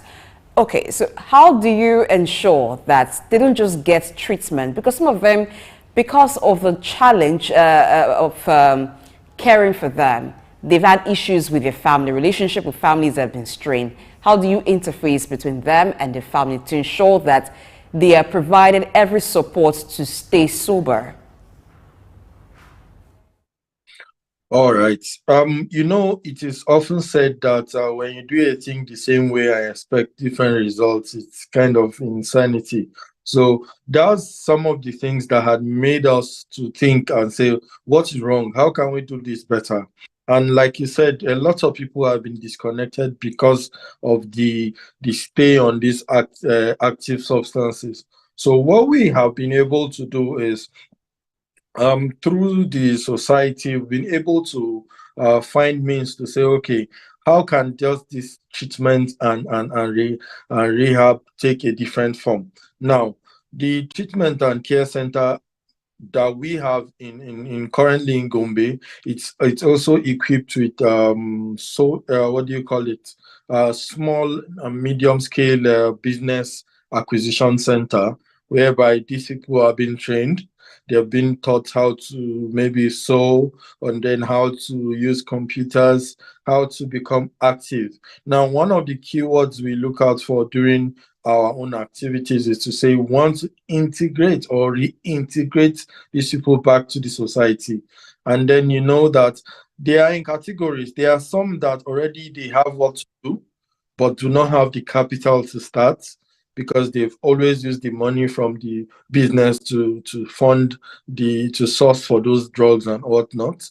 There are others that do not have skills. So we don't just put them in a rehab. The conventional rehab in most parts of the country is whereby you just keep people and maybe tie them if they have gone to that point where they are violent and all that. And sometimes I even hear of cases where they beat such people until they can no more take these substances. So, excuse me, these things, what we do now is to make sure that we categorize you. We know what's actually your challenge, and then we find a solution to it. The major consistent problems with treatment and care for people who abuse substances is the case of relapse. Now, you stay in a place for 6, 7 months or 1 year, and you've been able to, in those period, stay off these substances. And by the way, we believe in a system called harm reduction. Now, harm reduction does it in a way that you taper the doses of what they have been taking over time until they are off it. And then that is one of the reasons why it's expensive. So whenever we get to that point whereby we have a willing individual and the person is off drugs, we ensure that this person, we understand their challenge. If it was, for some, it was even a case of emotional challenges. A girl broke his heart, started drinking, started smoking things and all that. So we understand whatever it is that led them to those points, and then we look out for how we can solve them. If it is a lack of what to do, we find what to do in a small scale or whatever form we can and give it to them. If it is lack of companionship or whatever, we encourage people. We have a set of what do you call them, psychologists that actually do this thing. They tend to engage them and understand the particular challenge and try to meet up with those things as we look out for triggers of relapse. Thank you. All right. There's a report or a research that suggests that substance abuse in Nigeria is more prevalent among students now, talking about secondary school students and even undergraduates. I would like to have your take in this regard, or some of your findings related to this experiment and to these statistics. I would like to have your take in this regard. All right. You know, this statement is actually quite true, and it's unfortunate that we have found ourselves in this situation. Now, when this thing started, it was most times I think it's because of the nature of our country, whereby anybody you see adults sending children to say, go and buy this for me or go and get this for me. We have cases whereby secondary school students are the ones actually doing the active pushing of these drugs on the streets because somehow because of our regulations and all that. So it's quite unfortunate that the young children or the young students are finding themselves in this situation because it takes a lot of your life. There are things that you may not even understand now, but in the near 5-10 years, that is when you will now begin to see the effect of it. Now, these things are happening because, like I said earlier, regulations are quite relaxed on age and certain things. So we tend to have young people going to buy alcohol for adults. You tend to find young people in secondary school organizing parties, unsupervised parties, and all that. So because of the fact they're young and they are vibrant and they're energetic in all, they tend to fall to these activities, and so far it's been difficult. Now we had this case in Maiduguri, whereby most of the repentant what do you call them um, what do you call them, insurgents are finding it difficult to say it is even more difficult to stay off drug addiction than to stay off religious extremism. So you see, this thing is not an easy thing. Psychologically, drug addiction is one of the hardest thing to take off in a young person, in a person. Then imagine if a young person is already into it. It means that for the rest of their lives, they are going to be taken by this thing. And it has this ripple effect that always comes with it. For instance, now, he's taking substances, he begins to stop going to school or becomes rude to people in the society. This means that he cannot go and have a proper education.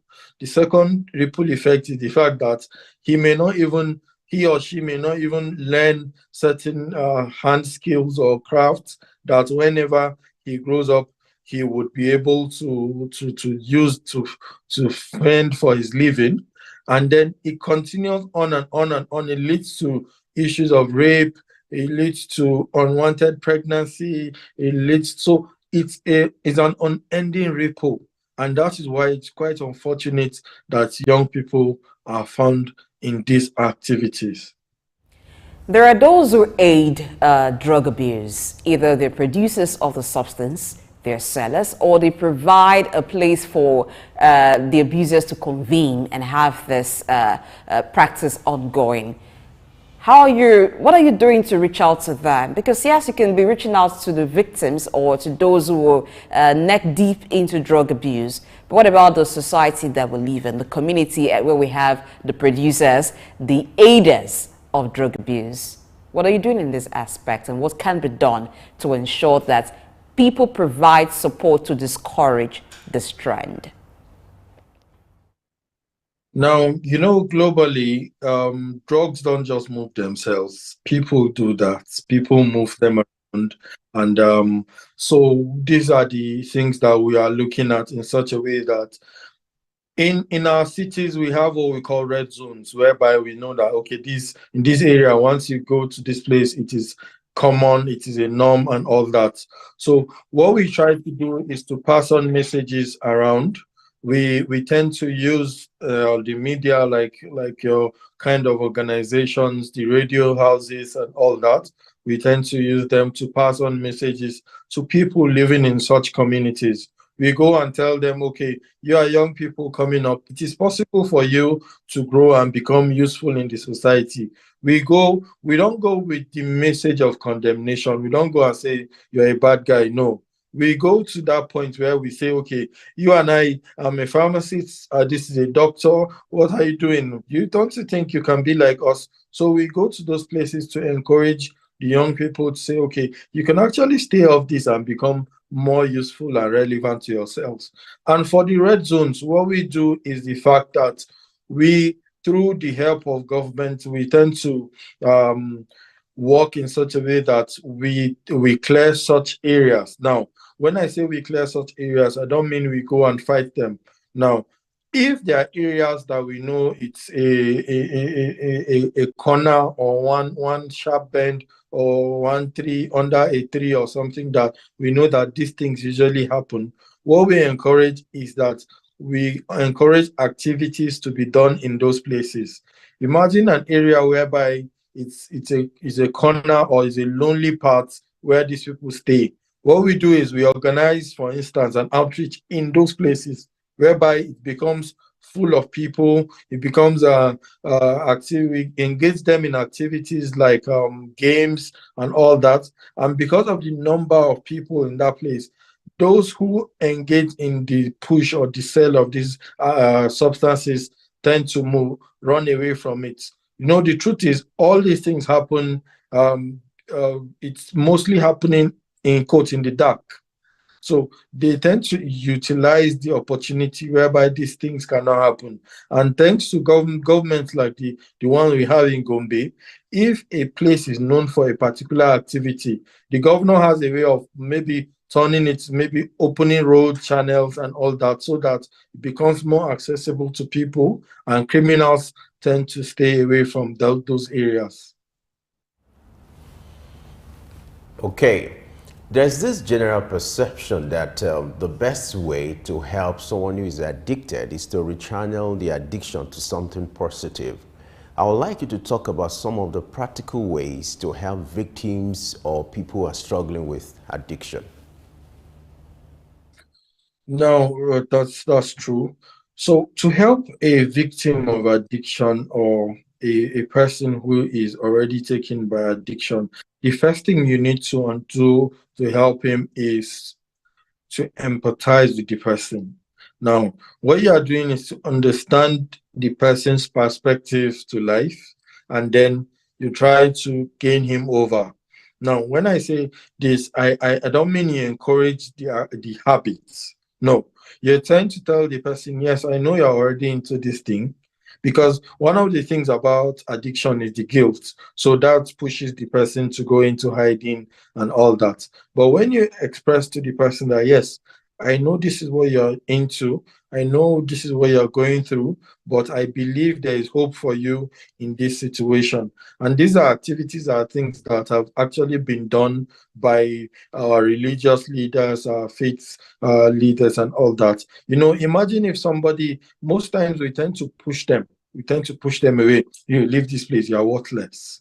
No. So the first thing to do is to give them that sense of belonging, to say, okay, you are already here, but we need to make you stop or move out of this to this place. When you win the person's perception and confidence, the person will be able to follow through anything you are trying to do. Now, when that happens, the next step to do is, like I said, understand the person. There are people that will stay off addiction, but once, or stay off substances, but once they are around certain people or certain friends or certain substance or environment, they tend to go back to it. So when you understand this situation, the next step is to take it away from them.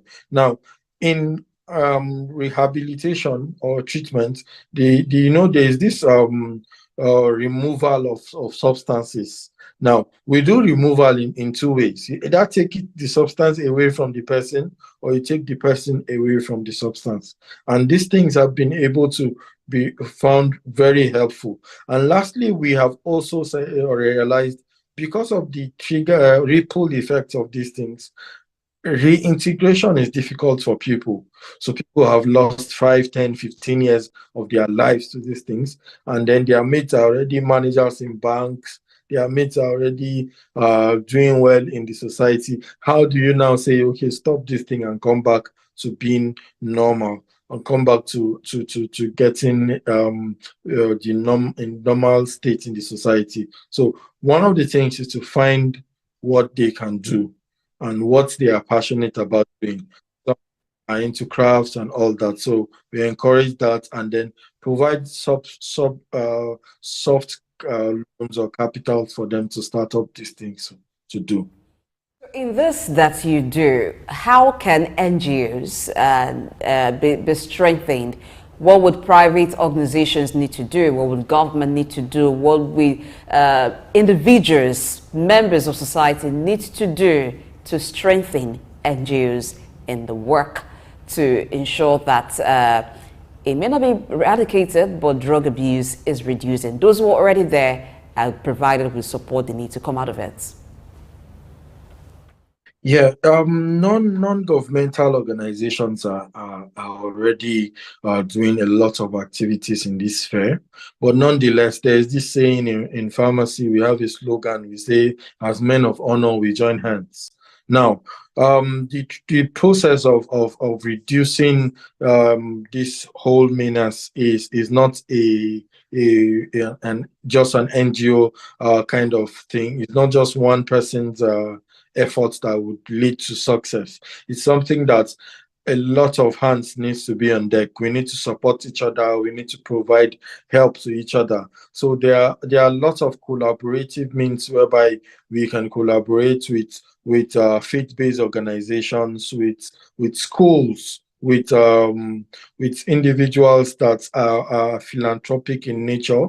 Like my organization, we tend to get a lot of support from the United States government. We tend to get a lot of support from individuals in the society that believe, because one thing we know is that if you are not affected by drug abuse directly, you are affected by it indirectly. So people in the society need to understand that if you don't come together and push for this kind of cause, it is something that will still fall back to you. So a lot of hands need to be on deck. NGOs need to get support from government. We need to collaborate, and I believe that will be able to reduce drastically how these things can be done. We can engage schools. Schools need to have certain subjects or periods whereby you talk with these people and let them understand why you're doing this. Not just say you punish them when they do wrong. All right. To wrap up now, how do we address the issue of stigma, that trails substance abuse or for victims of substance abuse? Even instances where they need to reintegrate into the society, you have this kind of prejudice or bias towards them in the workplace, in their environment. How do we address this? Okay, because drug addiction is a psychological thing, stigma can be seen or can be addressed in two ways. The first most important part of stigma you need to address is self-stigma. People stigmatize themselves, like, I cannot enter this place because. So the first thing you do is to build confidence in them, to say, okay, you were here, yes, but now you are here. And it's a gradual process. It's a gradual thing that it takes a while that before people begin to trust you and say, okay, yes, you can be able to do this. So the first thing is to address it internally. Talk to yourself, talk to people and say, okay, yes, you are no more the same person that was taken over by alcohol. Now you are clean, you are good, you can be able to integrate without fear, and then don't be afraid to try. Trying is what makes it able to. So today he's been able to enter his social or religious sect. Tomorrow he's being given responsibilities to handle, and gradually he will be able to say, okay, actually, I can actually do this, and then it continues. But for the second part of stigma, which comes from the external, from the society and people, these things are the things we are trying to address early. We provide sensitization and awareness to people. One of the first things we do is to engage the immediate families of these persons. The truth is, the family is the first point of contact for anybody. And when your family is there for you, it increases that confidence level you have to engage the society. So the saying of charity begins at home is those kind of things that we begin with. So we tend to encourage them to say, okay, please cut down the way you tend to look down on these people. Now, somebody who was addicted is in the house, and then you have younger ones around you, tend to give them more responsibility because you don't trust this person. Try and initiate the process of trust, and with time the person is going to become reliable. So we tend to do both. When you are doing rehab in quotes for an addict, you are also supposed to engage the family and provide a sort of rehab, also a sort of a mental change, or try to make them aware of how they can also be supportive to this person.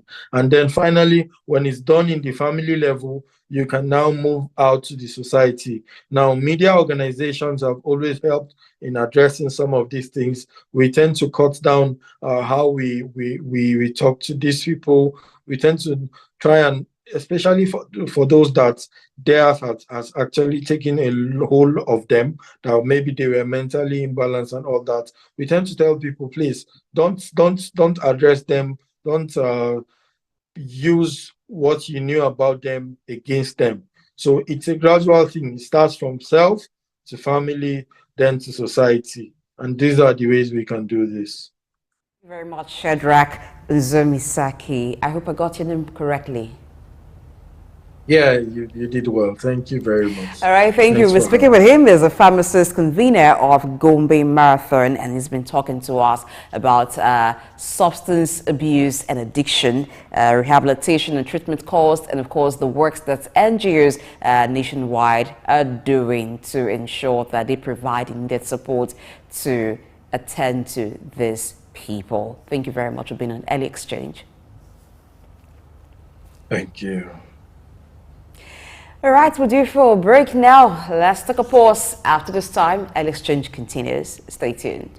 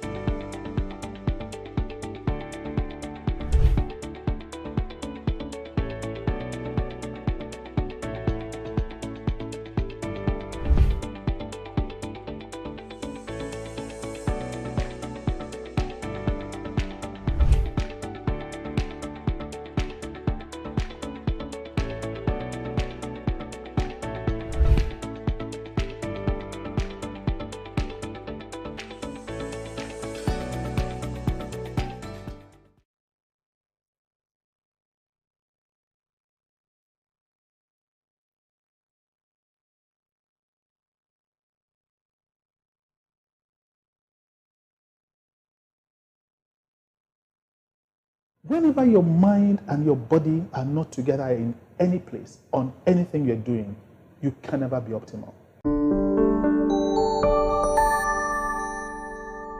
Why do some people excel way beyond expectation?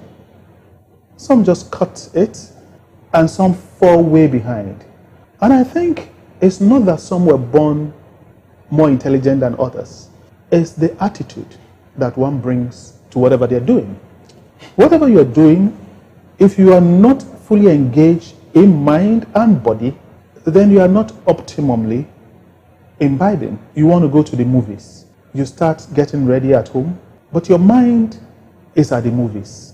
So you get to the movie only to realize that you've forgotten your movie ticket at home. Now that you're at the movie, a movie of 2 hours, 1 hour and a half into the movie, your mind is to the next place, outside the movie. So before the movie credit starts rolling out, everybody is standing up and blocking your view and everybody is rushing out. You are in a training and you have your phone beside you. As it's beeping, you are checking it and you believe that you are listening and imbibing.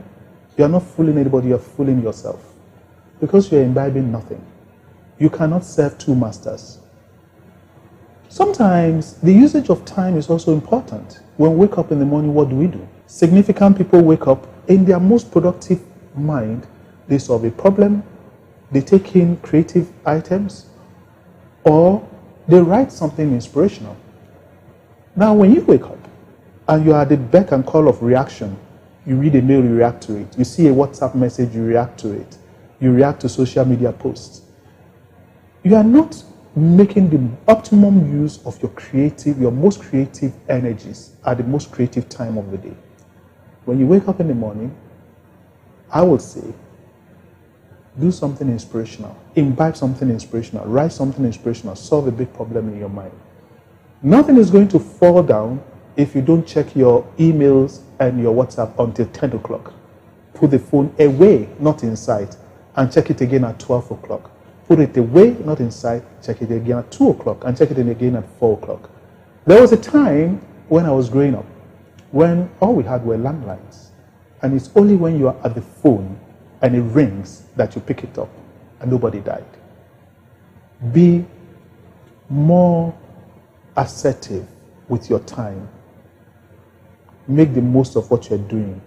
Wherever you're doing, whatever you're doing, be there fully in mind and body, and see how significant you will be.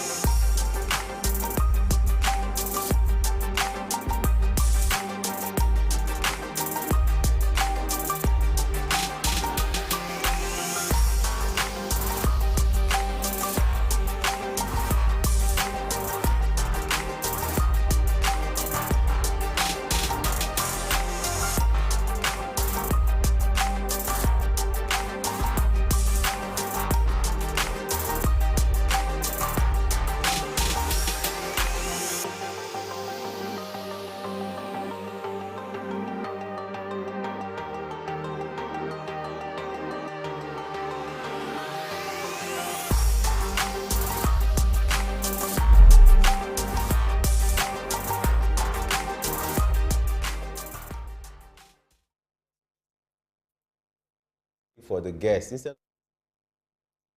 Good morning and welcome to Early Exchange with Femi Ayodele, Sam Oruoje, and Idahosa Osamanze. National Orientation Agency is, as far as I'm concerned, very idle and unprofessional. Government says that subsidy is not in oil, and government is not supposed to be paying subsidy in oil. Energy or whatever kind of off-grid solution we will be looking at. Today we are conducting mining today. Solid minerals, as an example, is, in no disrespect to anybody, is a bismarck. We definitely need improvements in those areas. Of course, there are infrastructural needs. This is Early Exchange, shaping policy, advancing development.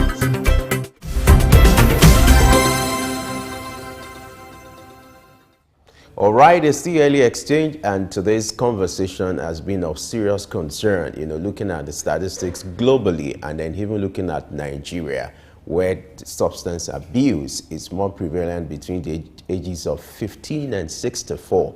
And another report has suggested that young people are more vulnerable when it comes to substance abuse. And now we want to look at the psychological impact of substance abuse and also look at the spiritual aspect of it. And we're being joined by Bode Daramola, who is a psychologist, a counselor, and also a pastor. Bode, glad to have you join us on Early Exchange this morning.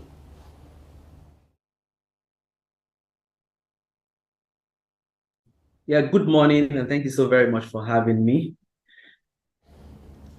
What a pleasure to host you. It's been a while, Bode. Yeah, it's quite an age, brother. Thank you for having me here. I'm glad to be with you as well. And thank you so much for what you're doing to engage the public. Let's start with this background. You providing us background information about substance abuse. As a trained psychologist, I want us to talk about the psychological dimension to this and then the impact on the family setting. Well, I'd just like to start by saying that to all our listeners and viewers, no drug is going to leave you the same. If it doesn't take something away from you, it's going to add something to you. Because whether you like it or not, any substance, be it licit or illicit, will either affect the structure or the function of the body system. So when we're now talking about psychoactive substance now, it will affect the way you think, the way you feel, and the way one behaves. And psychologically, addiction is a chronic brain system disorder, whether we like it or not. And then it involves reward, motivation, and memory. And so let me just give a very simple example. When you are hungry, then you look for food. There's something that food does to you. It's pleasurable. Once you take it, then somehow the hunger is quenched. But for somebody who is hooked on substance, they would always go out for it the same way.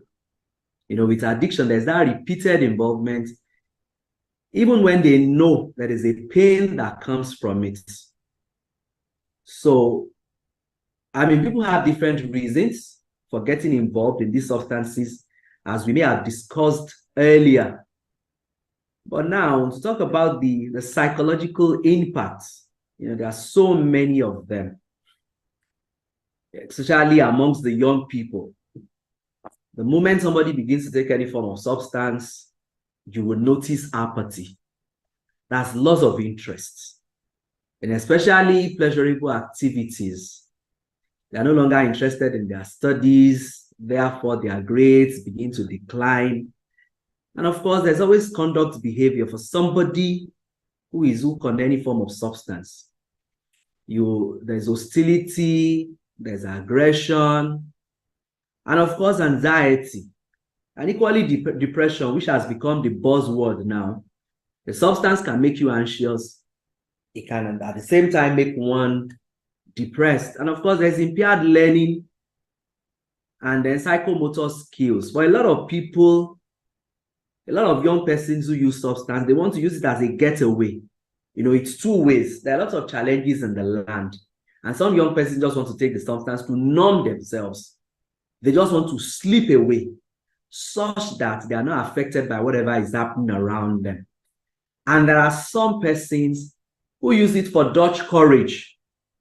You know, people have lost the strength, the zeal, the ability to do just about anything. So for such courage, a courage that doesn't exist anywhere, they will want to take substance, either to get bold.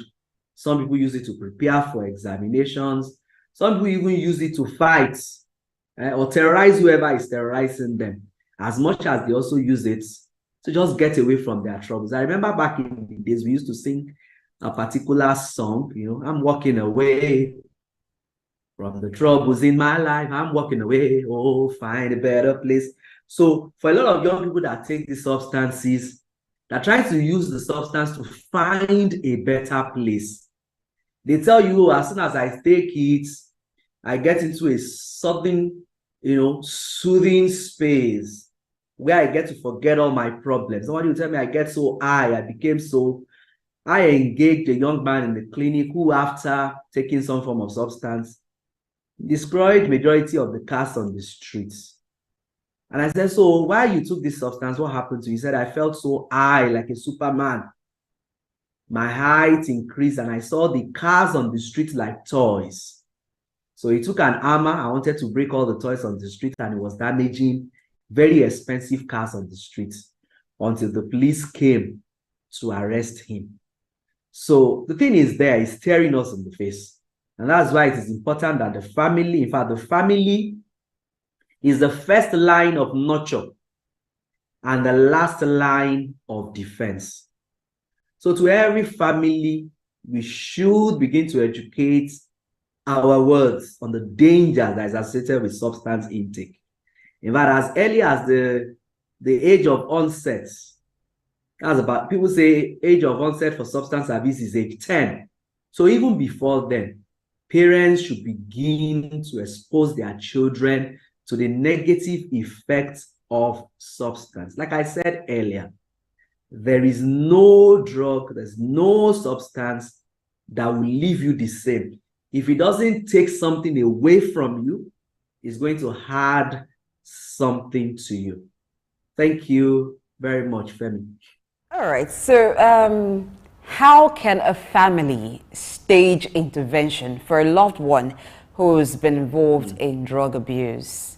After education, or perhaps there was no education, you find maybe a mother, father finds that their child is involved.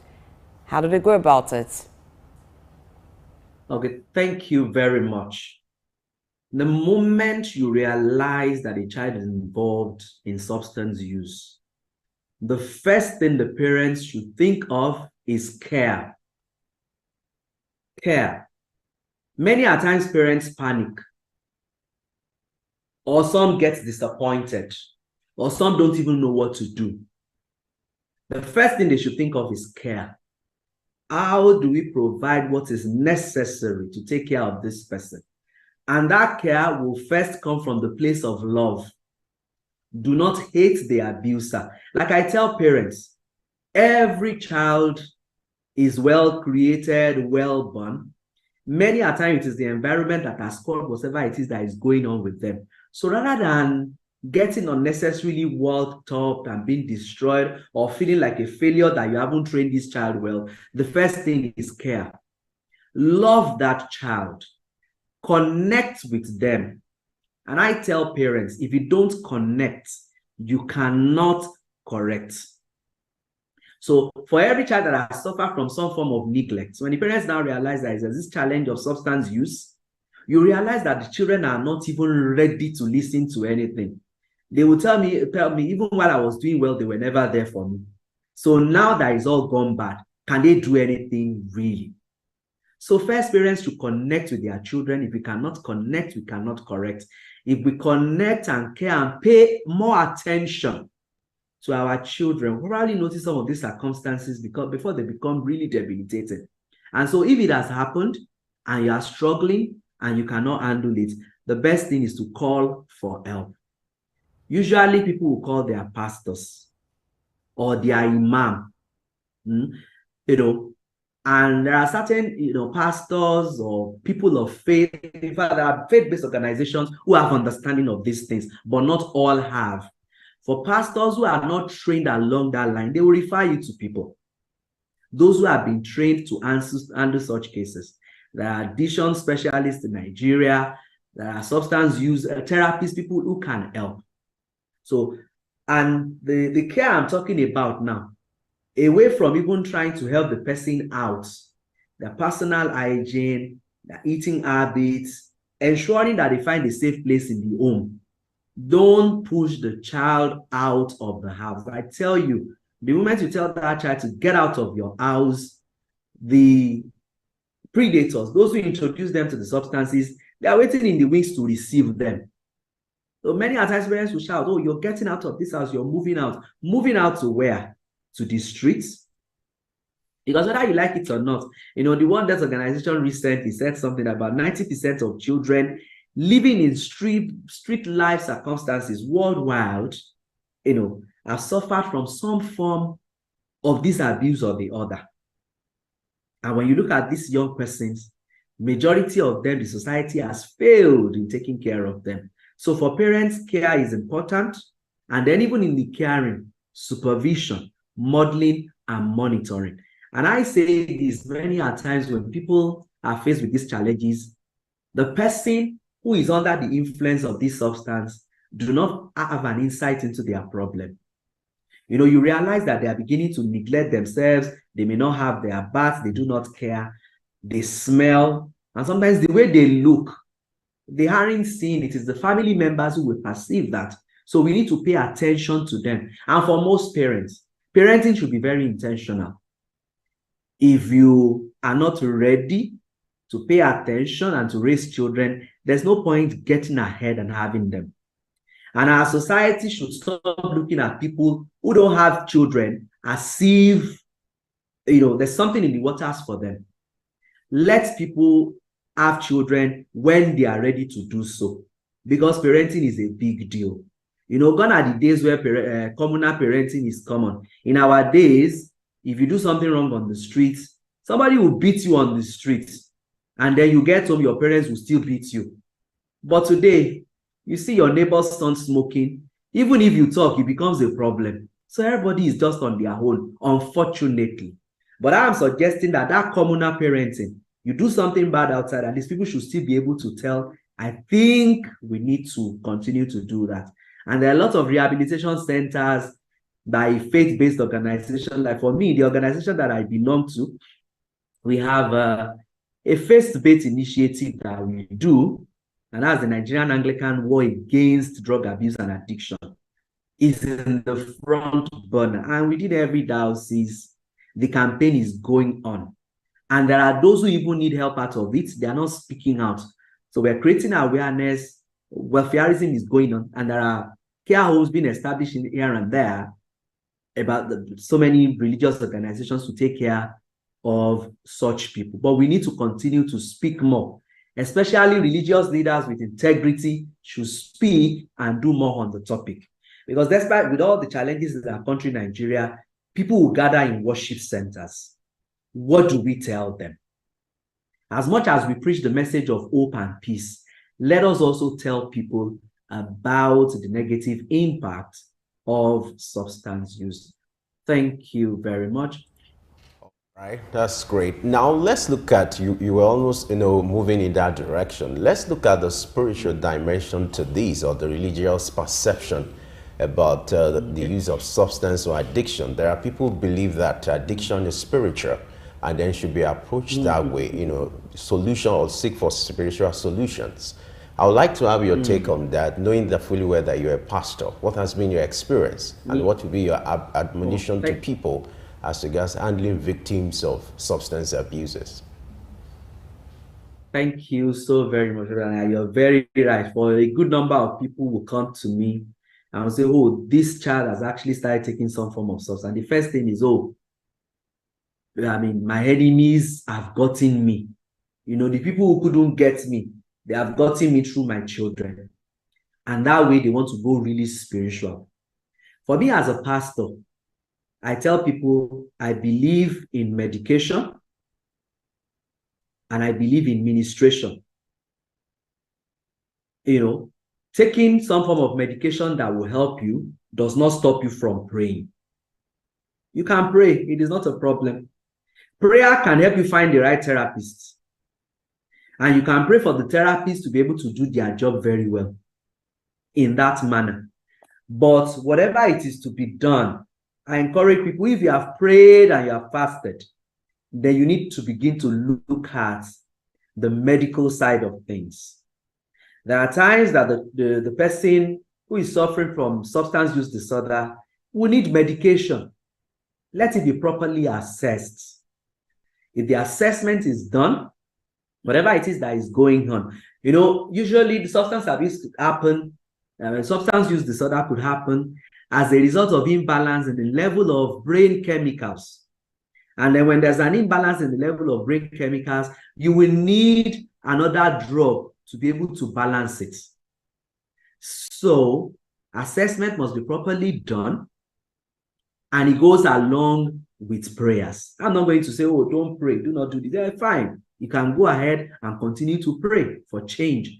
But while you check medically, they say doctors will care. It is only God who cures. But we must never take away the medical side of it, because God has given us all the plants, for our consumption. And majority of these, the medicines that we take, they are made from plants created by God. So when we put them together in the right proportion, we made it into those drugs and doses. So that way, people can get well. And then there's something that is so common in our country, Nigeria. People take medication for recreational purposes. People take substances for recreational purposes rather than therapeutic purposes. People will just want to indulge. There's this pleasure-seeking behavior. People look for every means to seek pleasure. Like they say it in Yoruba, afe shaye, afe jaye. People see it as pleasure by just downing several bottles and forgetting about your sorrow without asking yourself the impact or the effect of what that will have on you. Everybody should try as much as possible to take care of themselves. What you eat, what you drink, like let your food be your medicine and let your medicine be your food. Even scripturally for the children of Israel, the scripture told them the things that they are supposed to eat: fruits, vegetables. These are things that are good for our brain. Like I tell people, if you have the opportunity to choose any form of fruits, banana is good for your brain. In the present Nigeria, a lot of people are affected psychologically. If you can't think appropriately, if you don't have a good head on your shoulder, there is no way you are going to be able to, to surmount the myriads of problems and challenges that we have. And I tell people, one day Nigeria is going to get better. But after it gets better, there'll be a lot of people, there may be the next pandemic, may be issues concerning mental health, maybe issues concerning substance use disorder, and such people may just never recover to enjoy the goodies that will come in future. Because I have hope for Nigeria. And that message of hope is what we should continue to preach. Because at the end of the day, when the positive things begin to happen, how many of us will stay healthy? The scripture says, I wish above all things that thou may prosper and be in health, even as your soul prospers. So everybody take care of yourself, pay attention to yourself. If you pay attention to your health, you will hear your body whisper. And is whispering, you do the necessary things before your body begin to scream. And please do not neglect yourself. The moment you discover something little, you feel things are not right, go ahead and seek necessary help. Asking for help is not a sign of weakness. Anything that happens, people go to Google. If Google can't answer the question, seek help from professionals. Thank you very much. Thank you for providing professional submissions on these issues and also the spiritual aspect of it, because we must balance things, knowing that by nature Nigerians love the spiritual, and there must be a balance in how we mix both of them. Thank you very much, Dr. Bode Daramola, who's a psychologist and counselor, for counseling every audience who's watching the show today. Thank you. You're welcome. All right, there's someone else who will also talk to us today about substance abuse and addiction. There's still one more thing to look at: those who provide the care How are they doing? Are there enough to provide the care? And so we're looking at the workforce that provide care for those who have been abusers of substance, and even those who help to prevent the abuse of substances. That will come up after this break. Stay tuned.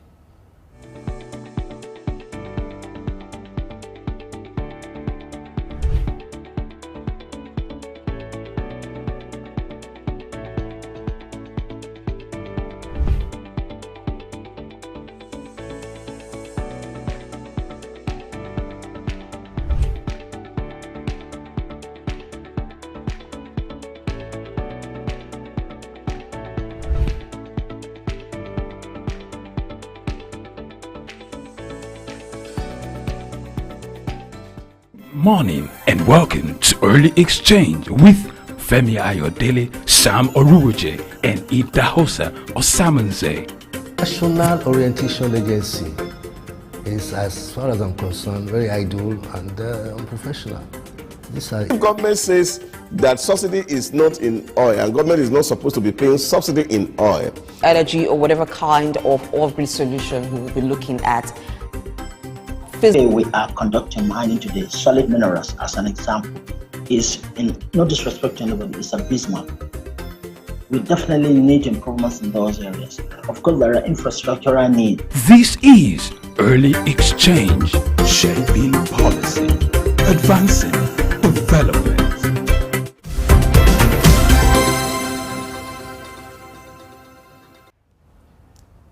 Yes, let's look at impact on workforce productivity, the impact of substance abuse and addiction on workforce and productivity. So talking to us about it will be Kunle Belimo, who is a mental health expert. He's joining us virtually this morning. Good morning. Welcome to the show. Thank you for having me. All right, let's look at the impact of drug or substance abuse and addiction on workforce and productivity. Until it gets to a certain level, it doesn't show on the face that maybe your staff, for instance, has been involved with drugs. How do we handle it? Thank you very much. The impact of substance abuse in the workplace cannot be undermined. And listening to the guest you have earlier on, how he, explicitly gave us a lot of things about what substance abuse is, and how to manage it. I mean, he has done a whole lot of justice in that regard. But coming to the workplace, you find out that the substance abuse can affect the individual, that's the employee now, which will in turn affect the entire organization, because the individual who is the abuser is an integral part of the entire organization. One of the things substance abuse does is the fact that it impairs even the creative aspect of the abuser. So that means that person has an impaired cognitive part of himself or herself, so to speak. So in terms of trying to think through things, in terms of how to concentrate, in terms of absenteeism or even absent-mindedness. So there will definitely be a loss of productivity, because somehow the way they process their thoughts will have been impaired by the use of drugs in one way or the other, which will in turn affect the entire productivity of the organization. How about how they relate even with other, with co-workers, let me put it that way, because there is a certain level, at which when people get addicted to all these things, it begins to show some symptoms, and one of them is withdrawal. Some of them will not want to be with other people, and there is no way you can be productive at work by being in isolation. And then some of them also will exhibits attitudes such as irritability or even excessive irritability. They become easily irritable. So at the slightest provocation, then you have like a very, a very huge reaction that goes beyond what even happened initially. So somehow then it endangers the life of, the peace of other people who are co-workers in that area, thereby also reducing the level of productivity in the workplace. How about the health cost? So, there are organizations whereby somehow they have like a like HMO for their people, that's for their staff, whereby they offer them a form of support in terms of their health.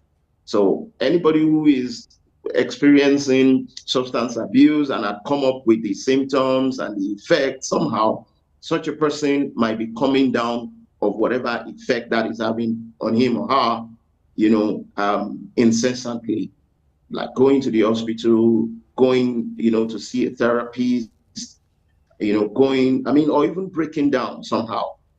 And now, in one way or the other, will have also created an impact in the organization. So in general, substance abuse has a huge impact in terms of lost productivity, in terms of breakdown in communication in the workplace, in terms of even breakdown in the body of the abuser himself, whereby the abuser is not productive, to himself in one way or the other. All right, Kunle, glad you have you join us once again. I would like you to talk about some of the defense mechanism or the support services that should be put in place in the workplace in order to be able to help victims or those who are trying to reintegrate into the office space or into the workplace. Thank you. That's very, very, very important, because the workplace is changing and a lot needs to be done so that the workplace will measure up. A lot had happened, and we feel we need people to be productive in the workplace, and we tend not to care for their own emotions, to care for their own other aspect of life, including their social life. So if there is anything that affects any of those states that I mentioned, your emotional state, your psychological state, or social state, somehow it will impair your mental health, and then subsequently will impair your productivity. And that's why the new work culture should put all this into consideration. Like it was said earlier on, why do people even engage or indulge in the use of substance? Some of them do that as a result of pressure or socioeconomic distress, inability to meet their deadlines. So they want to just have that getaway feelings. They just want to have that highness, and it's a temporary way of deferring your problem in one way or the other. It doesn't really solve the problem. So it will amount to just papering over the cracks. And it is even called unhealthy coping mechanism, people who take drugs. So it's now high time for employers and decision makers in the organization, HR personnel, to find a way of creating educational programs that will assist the employees in all these areas. So it's not only about them churning out performance time and time again without them also getting an intake that will feel their emotions, that will feel their psychology, and even their social life. So that is why it's important, whereby trainings about all these things should be instituted in the workplace the more. I know we have trainings about the specific role a particular employee is carrying out, but how about trainings that will give them emotional intelligence, that will build their resilience? That's the ability to cope in the face of adversity. So what that is saying is, even if you don't meet your target this month, do not break down. Do not indulge yourself in the use of drugs.